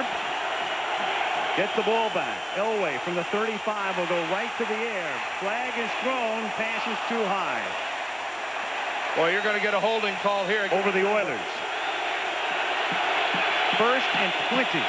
3:08 to go. 3rd quarter. And Cornelius Bennett cheering the crowd on. He's trying to quiet them down, actually. The referee. He started going the other way. You're right. You are right. Yeah. Andre Previn Jr., huh? Elway. Way out of bounds. And Mark Jackson wanted a flag and won't get one for holding. Well, 80,000 were chanting defense, defense, and they got it. Elway had plenty of time, rolled out wide open. Good coverage downfield. Well, watch the hit he takes from Darryl Talley. Right here, Talley had been running a good 20 yards when he hit Elway. And the Buffalo defense has clearly turned it up a notch or two. Now here's this hit at regular speed. Darryl Talley had been running for 20 yards, and he eased up at the last minute. He really cut Elway a break. It's a good way to look at it in slow motion, then again at full speed, and it puts it back into perspective, because it looked like Talley could have pulled up when in fact he did pull up. He just couldn't pull the air. He has not yet put his hand in the air. 2nd and 20. They get the play off, and it's Winder on the ground, and he runs right into the waiting arms of number 56, Darryl Talley. Well, now it's going to bring up a 3rd and long, and now we'll really see it. But keep in mind with this rule that until the referee puts his hand straight up in the air, he's not in a position to throw the flag. He's not going to take a timeout away. So when you look at this, you got to look at what's happening, but you got to look at the referee at the same time. And it's incumbent upon John Elway to run the play, or he could be penalized. That will. There's Bob McElwee, our referee. See, he doesn't have that hand up yet. 3rd and 19 from the 26-yard line. Flag going deep for Sewell, and step for step with him on the coverage was Chris Hale, the rookie, at the 21-yard line. Denver 2 out of 9 on 3rd down conversions, and Elway throws. The catch is made by Winder, and he's tackled at the 26-yard line. And Bruce Smith looks like he's hurt. Boy, what a spin move he made. A great spin move to the inside to get past Gerald Perry. And then he got hurt hitting Elway. Watch this spin to the inside. Contact with Perry, and then the spin back to the inside. The rip with the right arm. And let's see how he gets hurt. Well, he lands hard on his side. Pretty tough for a defensive end to admit he got hurt in a collision with a quarterback. That's a 280-pound man spinning out there like a halfback or a wide receiver. Oh, what a brilliant move. Brilliant. We saw him trying to mouth, "I'm okay." We'll find out. Horan to punt. Errol Tucker back to receive. Tucker stands in his own 30-yard line. The snapper is Keith Bishop. 1:40 to go in the 3rd. High, not very deep kick, and a fair catch called for and made at the 34-yard line by Tucker. 39-yard boot. You know, this will go down. The Gerald Perry got beat on this move, but this is a move that beats just about any offensive tackle in the league. 1 minute you're blocking 290 pounds, the next minute you're blocking air. And Bruce Smith showing why he is clearly the AFC's greatest defensive lineman. And it is just an ongoing battle between he and Reggie White. Who's the king of the hill? And that Buffalo offensive team came out onto the field, into the huddle, up to the line of scrimmage before Denver defense was even set. They're ready to play. 1st and 10 from the 34-yard line, and there's a flag. Biggest number 24, Wyman Henderson, was wrapped around Andre Reed. We'll see it. 1st and 10 from the 40-yard line. Kelly finds the open man, and that's Flip Johnson for a first down at the Bronco 46-yard line. Tyrone Braxton makes the tackle. I'll tell you something the Bills are going to get called for if they don't watch out is how far their offensive line is off the ball. That time Howard Ballard was a yard off the ball. Look where he's lined up. You're supposed to be within a foot of the football. Right tackle, number 75. And the catch is made at the 36-yard line. Andre Reed making the catch, about 5 yards short of the first. If our friend Sam Weiss is watching this game, he has to be saying, well, it's taken you guys a long time to figure out what I've known for years. Boomer is sitting back smiling. Well, I don't know. I think they kind of enjoyed their little private gig they had going. But look at Ballard. This guy's a yard and a half off the ball. The 9-yard gain, 2nd and 1, and Kelly going for 6, and it's incomplete, intended for Reed. And Henderson back there with him. Now So in the it'll be long pass, Denver will be able to make a change, although they only bring in 1 man. But it's kind of strange to watch Buffalo doing this with Ted Marchibrodo, the offensive coordinator, and of course Marv Levy, known as conservative coaches. Well, they should be. They tutored under George Allen, who he was a very conservative offensive coach, and they were both with him at the Rams and later the Washington Redskins. He believed in don't turn it over yourself, don't hurt yourself, and great defense, and that's what Buffalo has been up until tonight. Kennebrew and Mueller, the 2 studs in the backfield, back of Kelly, and this is Mueller fighting for the first down and getting it inside the 35-yard line. Kennebrew at about 260 and Mueller at about 230 behind Kelly that time. Well, on Kennebrew's touchdown, it was Mueller with the lead block. This time it's Kennebrew attempting the lead block. Mecklenburg left his feet a little early. That is a full house backfield. On 1st and 10 from the 34, it is almost intercepted by Randy Robbins. The attempt to Ronnie Harmon, who was playing out of the wide receiver spot, and a pass that Kelly should not have thrown. Well, you know what? He got hit right when he delivered the ball. Warren Powers, number 91, came in. Boy, did he hit Kelly, and I don't know if he caught him right in the act of throwing, but I think it had a lot to do with the poor pass. 2nd and 10. Kelly, wide open field again, but he's caught from behind by the speedy Steve Atwater. And Kelly comes away limping. As the period comes to a climax, and that will be the final play of the 3rd quarter. And that's a break for Buffalo, that this is the end of the quarter. Going to give Kelly a chance to rest. Bills get back in it after 3. The Broncos lead it 21-7 and will return to Monday Night Football after this message from our ABC station. Kelly will need a lot of ice bags in the morning. He's hurting all over. Now 21-7. We start the 4th period. It is 3rd down and 3 for the Bills. Seeking the first down. They've gotten it at the 19-yard line. Burkett makes the catch. He's tackled by Braxton. And the magic all started when Buffalo went to a no-huddle offense. Magic might have started at halftime when there was a lot of chewing going on in that locker room. Yeah, but it's now my 11 against your 11. That was Burkett's first catch of the night on 1st and 10 from the 20. Kelly going for Harmon in the end zone. Touchdown.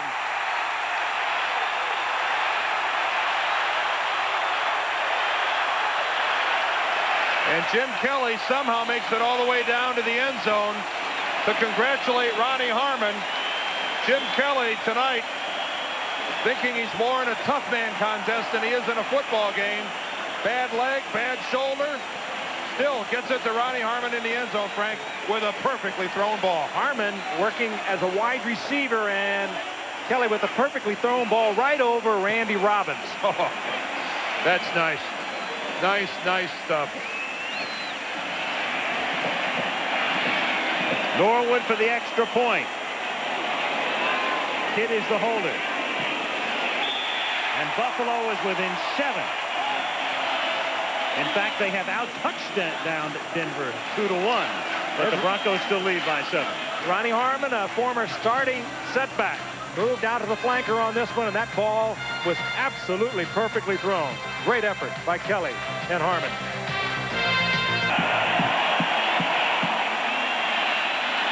Kenny Bell from the 4-yard line. Whoa.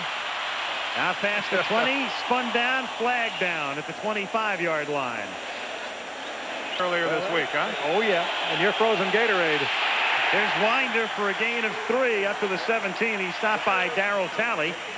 Well, think about it. Yesterday, the Eagles trailed 20-0 and beat Washington. The Packers trailed 24-7 and beat New Orleans. The Falcons trailed 21-10 and beat Dallas. And the Giants trailed 14-3 and beat Detroit. And here are the Bills, who trailed 21-0, and then last week, the stunning comeback miracle win against Miami, trying to do it again.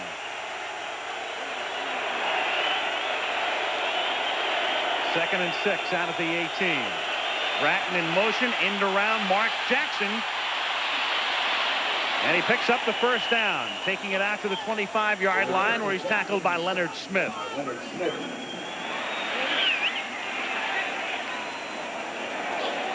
Darryl Talley is the linebacker to that side. You would think that it would be his responsibility to watch for that reverse coming around. He got pinned back to the inside along with Bruce Smith. Good call, Dan. When you got a team that's fired up, and as this Buffalo defense is now, you come with some kind of a reverse, a screen pass, and take advantage of them overplaying it. Certainly a gutsy call. A big loss on a reverse like that would have sent this place into pandemonium. Alexander and Winder are the running backs, and Alexander still trying to find out what the play is. At the 25-yard line, here's Winder. To the outside goes Sammy. And he takes it out to the 33-yard line for a gain of about 7. Nice job staying behind Keith Bishop. Nice block by Keith Bishop downfield to spring Winder for that first down. 2nd and 3. With Jackson in motion. And here's Winder again, and he picks up the first down as he takes it out to the 39-yard line. He's tackled by Darryl Talley, and we have 12 minutes to go. Hey, this is tough moving on the part of Denver. They're showing a little something right here. They're taking on a team that's really fired up, and their linemen are blowing out. They're doing it on the ground. And they're moving the clock along, and they've picked up their second consecutive first down on a very important series. Well, they're doing what they've been doing a lot tonight, and that's controlling the line of scrimmage. This has been just an outstanding performance by the Broncos front wall. 1st and 10 from the 38. Sammy Winder to the 42. You know, in a way, Winder on this drive, this is like his career. Unspectacular, but very steady. We mentioned before, again, he's never averaged 4 yards a carry, and yet here he is, and they just can't dislodge him from the starting lineup. Left knee, and we will have to wait and see how badly it's hurt. Clarence Kay coming down from the tight end position, and Conlon never even saw him. It's foolish for us to play doctor, folks, but I played the game 13 years. Frank, you played a long time. I said I didn't want to see it. I never saw a guy's knee flex that much that wasn't out for quite a while. I mean, he's either got the loosest knee ligaments I've ever seen. That was a severe blow to his left knee. But he's putting weight on it. Incredibly, he's walking off by putting weight on his knees, on his left foot as he walks off. What a shot Shane Conlon just took. We can only hope it's not as bad as it looked. I was going to say, you have to hope that the fact that he is walking off is indicative that it may not be as severely injured as it appeared it should have been. And you'll forgive us, those of you out there that have a morbid sense of curiosity, but I doubt we'll show that to you again. Scott Radisek, number 97, takes Conlon's spot with less than 11 minutes now to go on 2nd and 6 from the 42-yard line. Jackson in motion. Elway, and it's picked off at the 27-yard line by Mark Kelso. And Bell's get the interception. The Broncos could have had a touchdown. Kay was wide open. No one within 20 yards of him. Elway never saw him. And there's the man who really forced the issue, Bruce Smith. And Mark Kelso had 7 interceptions a year ago. Scoops this one up.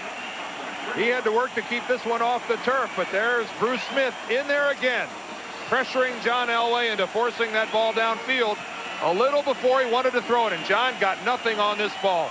This ball just sailed off his fingers, and look at Kelso keep that ball off the turf. Now the Bills beginning from the 30, out of the shotgun. Kelly, a little dump pass over the middle, juggled, and the catch was never made. Incomplete. Intended for Thomas, 2nd down. Bills again will not huddle. And again, this will keep a defensive change, keeps the specialists off the field for the Broncos. The Bills know the personnel that's out there. They know what will go against it. Kelly stepping up again, and this time wrapped up at the 28-yard line by Andre Townsend and Warren Powers. Good question here. Powers, 91 on his back, 91 on one sleeve, 91 on the front. The sleeve on the far side has number 19 on it. That's for when he's in short yardage at the end of the line. 3rd and 11. Inside handoff out of the shotgun to Thomas. Thomas has the 1st down and is spun out of bounds at the 47-yard line by Braxton. Oh, great call. Great call. Out of the shotgun formation, just coming across. Little underneath handoff. Everybody on the Denver side of it's playing pass. And Thurman Thomas gets a chance to make up for dropping the ball on 1st down. Gutsy call by Marv Levy and/or Jim Kelly, whoever made it. 1st and 10 at the 46-yard line. Reed, 1st down at the Denver 41. Any resemblance of the Buffalo Bills offense to the first half, purely coincidental. Tactically, they're totally different, emotionally, in every way. They were controlling this game now. Went to the hurry-up offense halfway through the 3rd quarter. To pull to within 7. On the move again. Kelly on 1st down. And Kelly goes down at the 47-yard line. Starting to slip, and the sack is finally recorded by Simon Fletcher. That's a key for Denver if they can force Jim Kelly to move. Jim Kelly is not one of the great move quarterbacks in the game today. He bears no resemblance to John Elway in that respect, and it's a victory for Denver if they can get Kelly to move. 2nd down and 16. And the catch made by number 23, Kenneth Davis, and there's a flag down at the 35-yard line. 1st down from the 42-yard line. Kelly. And it's dropped at the 5 by Harmon. Oh, did Braxton touch that? Boy, Braxton was awful close. He's acting like he did. It was very close. Boy, it's close. I mean, a desperation dive by Braxton, but I think he came a little short of the ball. I think that's a drop by Andre Reed. Okay, Ronnie Harmon. We'll take a look at it after this play, I'm sure. Back live here, and that pass is incomplete, intended for Davis. Let's go back and look at it again. Here's Braxton going to dive for it, and he came short. No, Ronnie Harmon had that ball right in his hands. Ooh, and Braxton's already on the ground. That's a touchdown Buffalo if he holds on to it. It wasn't last week against Miami. It was Andre Reed who dropped a sure touchdown pass from Kelly. 2 sure-handed receivers. So now it's 3rd and 10 from the 42-yard line. Kelly. This is where Jim Kelly. Wrapped up at his own 45 by Warren Powers. Yeah, that's where Kelly doesn't make the same kind of decisions that John Elway can make. Broncos in a safety blitz. It paid off again as Steve Atwater from Arkansas, their rookie 1st-round draft pick, who has looked like an all-pro for them. Let's pick him up, number 27. He's big. Keep that in mind, 6'3", 217. All the pursuit, chases Kelly out of the pocket, and sooner or later you're going to run into someone back there, particularly if you're a Kelly. John Kidd will try to pin Denver deep. A very high kick. Kenny Bell fair catches it at the 14-yard line. And the Broncos take over at that spot with 9:13 to go. 21-14 for Broncos. The Angels win Baltimore off tonight. Picks up a half game. They're back by 2 in the East. And Elway here is going to take a timeout. Buffalo has had to make an adjustment because of the knee injury to Shane Conlon. Scott Radisek is now playing to replace Shane Conlon. There. 2nd and 9 from the 15-yard line. Winder back at the 11. He is tackled by Ray Bentley and Leon Seals.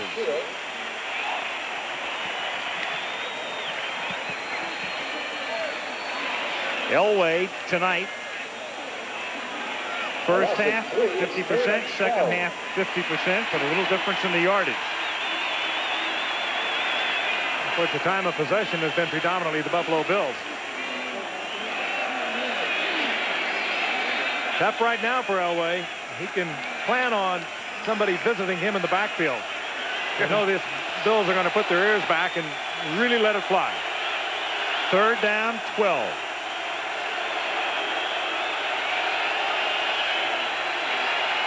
Corner blitz again. Comes Burrows. Elway throws, and he finds the open man, and it's Johnson, and a big, big, big first down out at the 38-yard line. I'll tell you, John Elway is a little bit of everything. We got a Bill hurt, Frank, back Bill at is the hurt 3-yard line. For Elway just to get that off. It was Derek Burrows, you pointed out, Dan. It was a corner blitz, and Burrows was one of them. He got inside, and Elway spun to the outside. He came out to get Elway, but John Elway knows right here. He looks back inside. He knows he's going to get just hammered when he releases this ball. But his full concentration is on Vance Johnson now. He's an athlete with a great arm, but also he's a pretty gutsy guy, too. You can see Burrows actually was shaken up when he got hit by his own teammate, Leonard Smith. John Elway talking to Walt Corey, the defensive coordinator of the Bills before the game. We were talking about the things that Elway does. And Corey brought up this point, which people have known for a long time. And there again, you see Burrows take that shot from Smith. Nobody has ever been able to run to their left, being a right-handed quarterback, and set and throw the ball as well as this guy. And there was just a beautiful illustration of it right there. Moving to his left, everything is out of sync, mechanics-wise, with your body, and yet Elway could throw with that kind of accuracy and velocity, Al. And not hurt himself, too, because it was on that kind of play that Joe Montana had to undergo back surgery. Yeah, you're right. Great point. Not many can run to the right and throw you like he can. From the 38-yard line after a 26-yard pickup on 3rd and 12. Through the middle goes Bobby Humphrey, and there's a marker down at the line of scrimmage. There's some movement. There was a Bill. Ball when they had to, and here they are doing it again. With you, Danny Reeves, you've got to like this. They were getting kicked around, and they pulled it back together again. 8 minutes to play. Denver up by 7. First down from the 50. Humphrey gains 6. Leon Seals makes the tackle. Many different names on this Denver Bronco team. Names that we have become so used to being familiar with, the 2 Super Bowl teams. And now you have Humphrey, of course, a great name out of collegiate football, but Alexander, Bratton. You know, I made the comment at the start of the game that, you know, if you pooled the talent of these 2 teams, that only about a half a dozen Broncos would end up starting on a combined all-star team. I still feel that way, but, boy, they're certainly not playing that way tonight. If anything, it looks like it ought to be the other way around. 2nd and 4 from the 44. I guess that's what makes this game a little fun, huh? Wouldn't be worth it otherwise. Sammy Winder. You know, it's funny, too, because, I mean, the Broncos coming in here really singing the blues, figuring, as you say, that they can't match up talent-wise. They can't play on Monday night on the road. They can't play on artificial turf.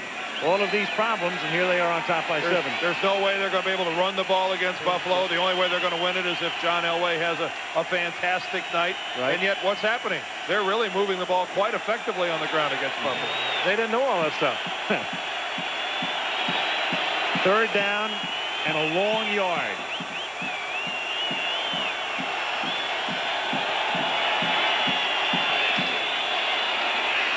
And Winder gets the first down, taking it to the 35-yard line, stopped there by Leonard Smith. So the drive staying alive on that big 3rd and 12 pass to Vance Johnson. And the Broncos have moved it down to the 35, not only moving it, but moving that clock. 6:10 to go. Danny Reeves calling the plays into John Elway from the sideline. Take a look at Fred Smerlas right here. I want you to watch Karts and Keith Bishop and watch what they do in the middle here. There's Smerlas. They go into number 97. And take a look at where they put Radisek. I mean, they put Radisek all the way back 5 yards off the line of scrimmage. Ooh. These guys are playing. Humphrey, hello. Radisek. Scott Radisek, number 97. Well, I guess he heard us. He must be carrying a transistor down there, Dan. Well, that's the way you come back and make up for it. Loss of 1. It's Walt second and Corey, 11. the defensive coordinator of the Buffalo Bills, former coach with the Kansas City Chiefs, there with Hank Stram for a long time. Whatever they've got, if they haven't shown at this point, you're going to see it. Second down, long yardage, good time for the blitz. They like to blitz out of this. They have to keep in mind they're blitzing John Elway. He'll slip it, roll out, and get the completion no matter what. 2nd and 11 with Jackson in motion.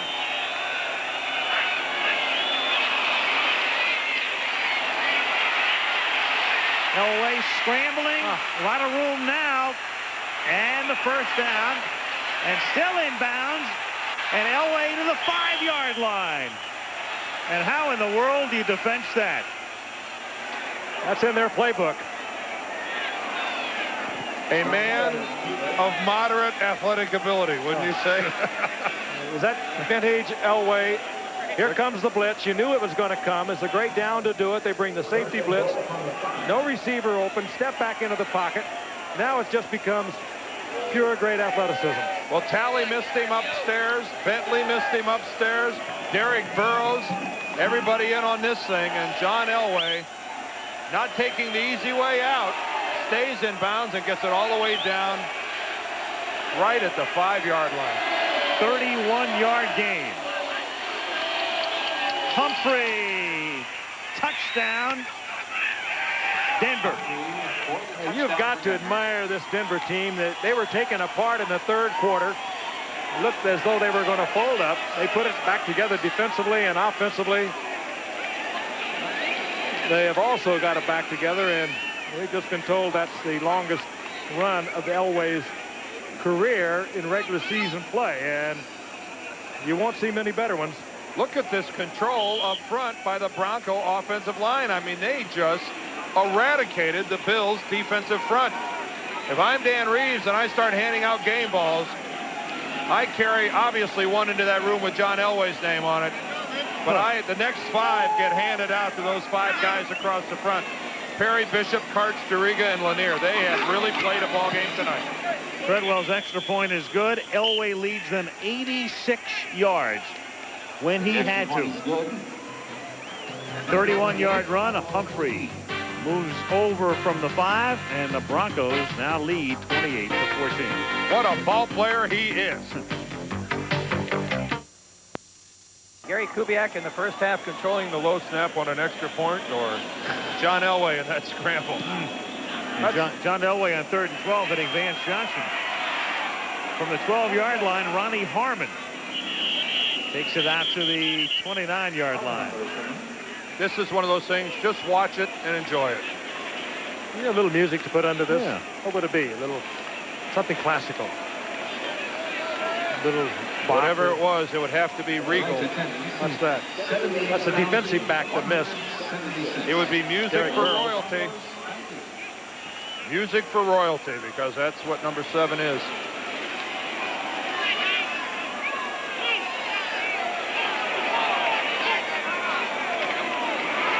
Kelly on first down, a little dump off to Harmon. There's plenty of blocking, but Harmon starts to slip and is taken down at the 32-yard line.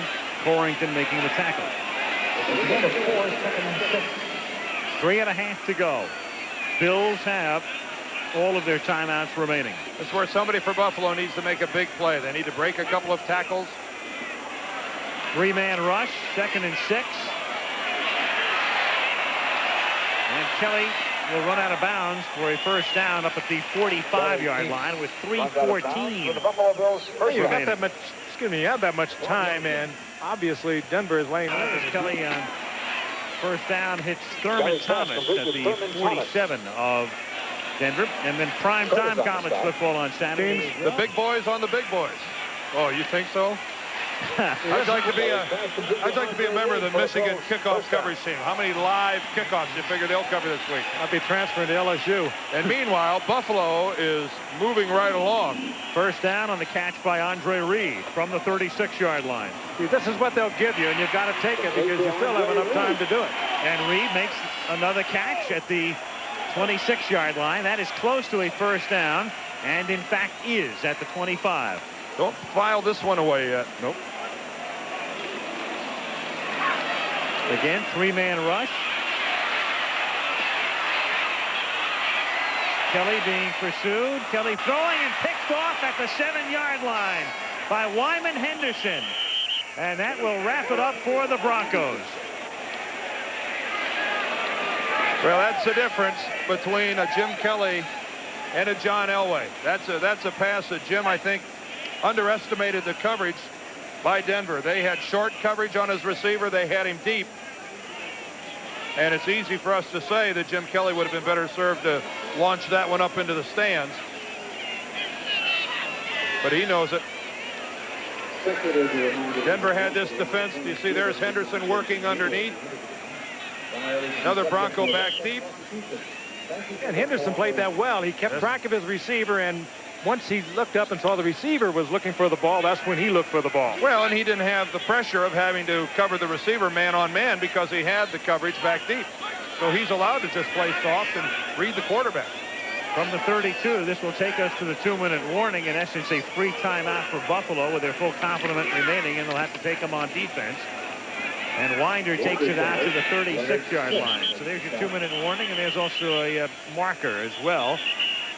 And on this early Tuesday morning at about 25 past midnight, they begin to file out of Rich Stadium.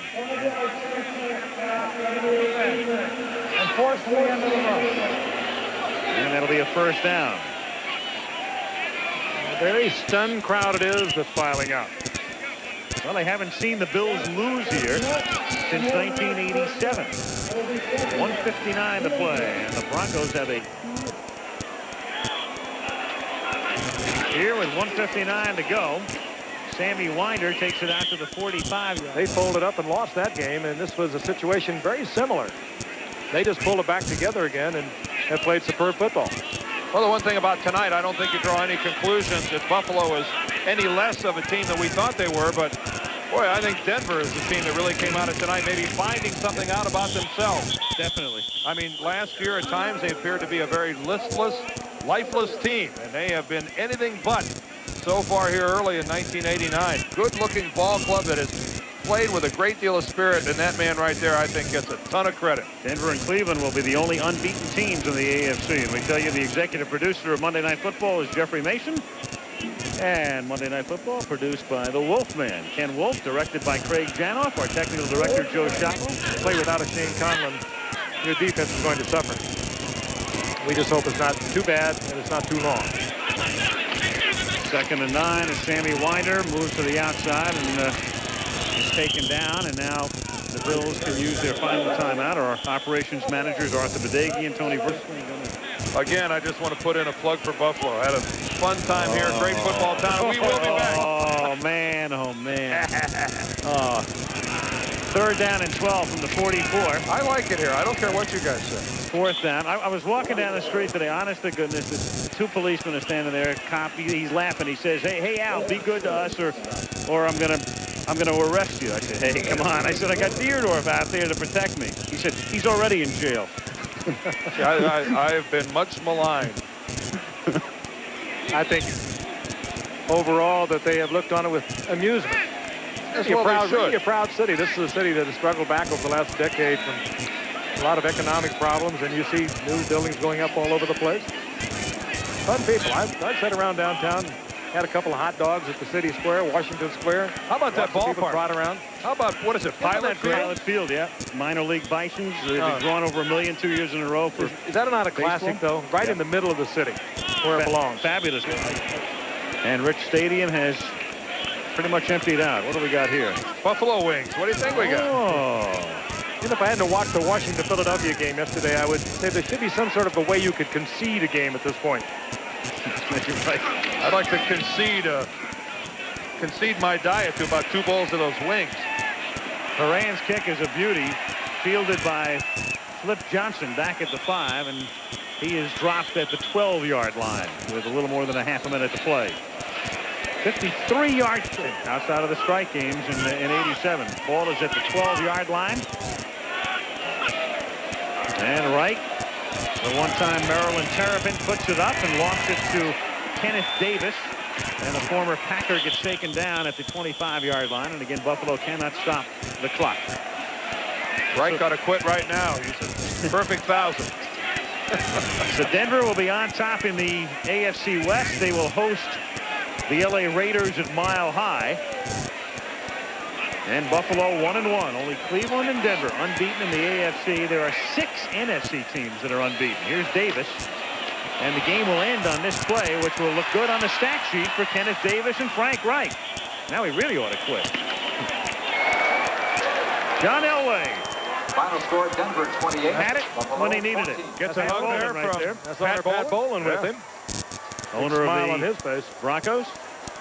And it'll be a happy flight home for Denver after victories against Kansas City and Buffalo. And so Denver, for only the 2nd time in the history of this package, wins on the road on a Monday night. And Buffalo loses its first home game since 1987. Again,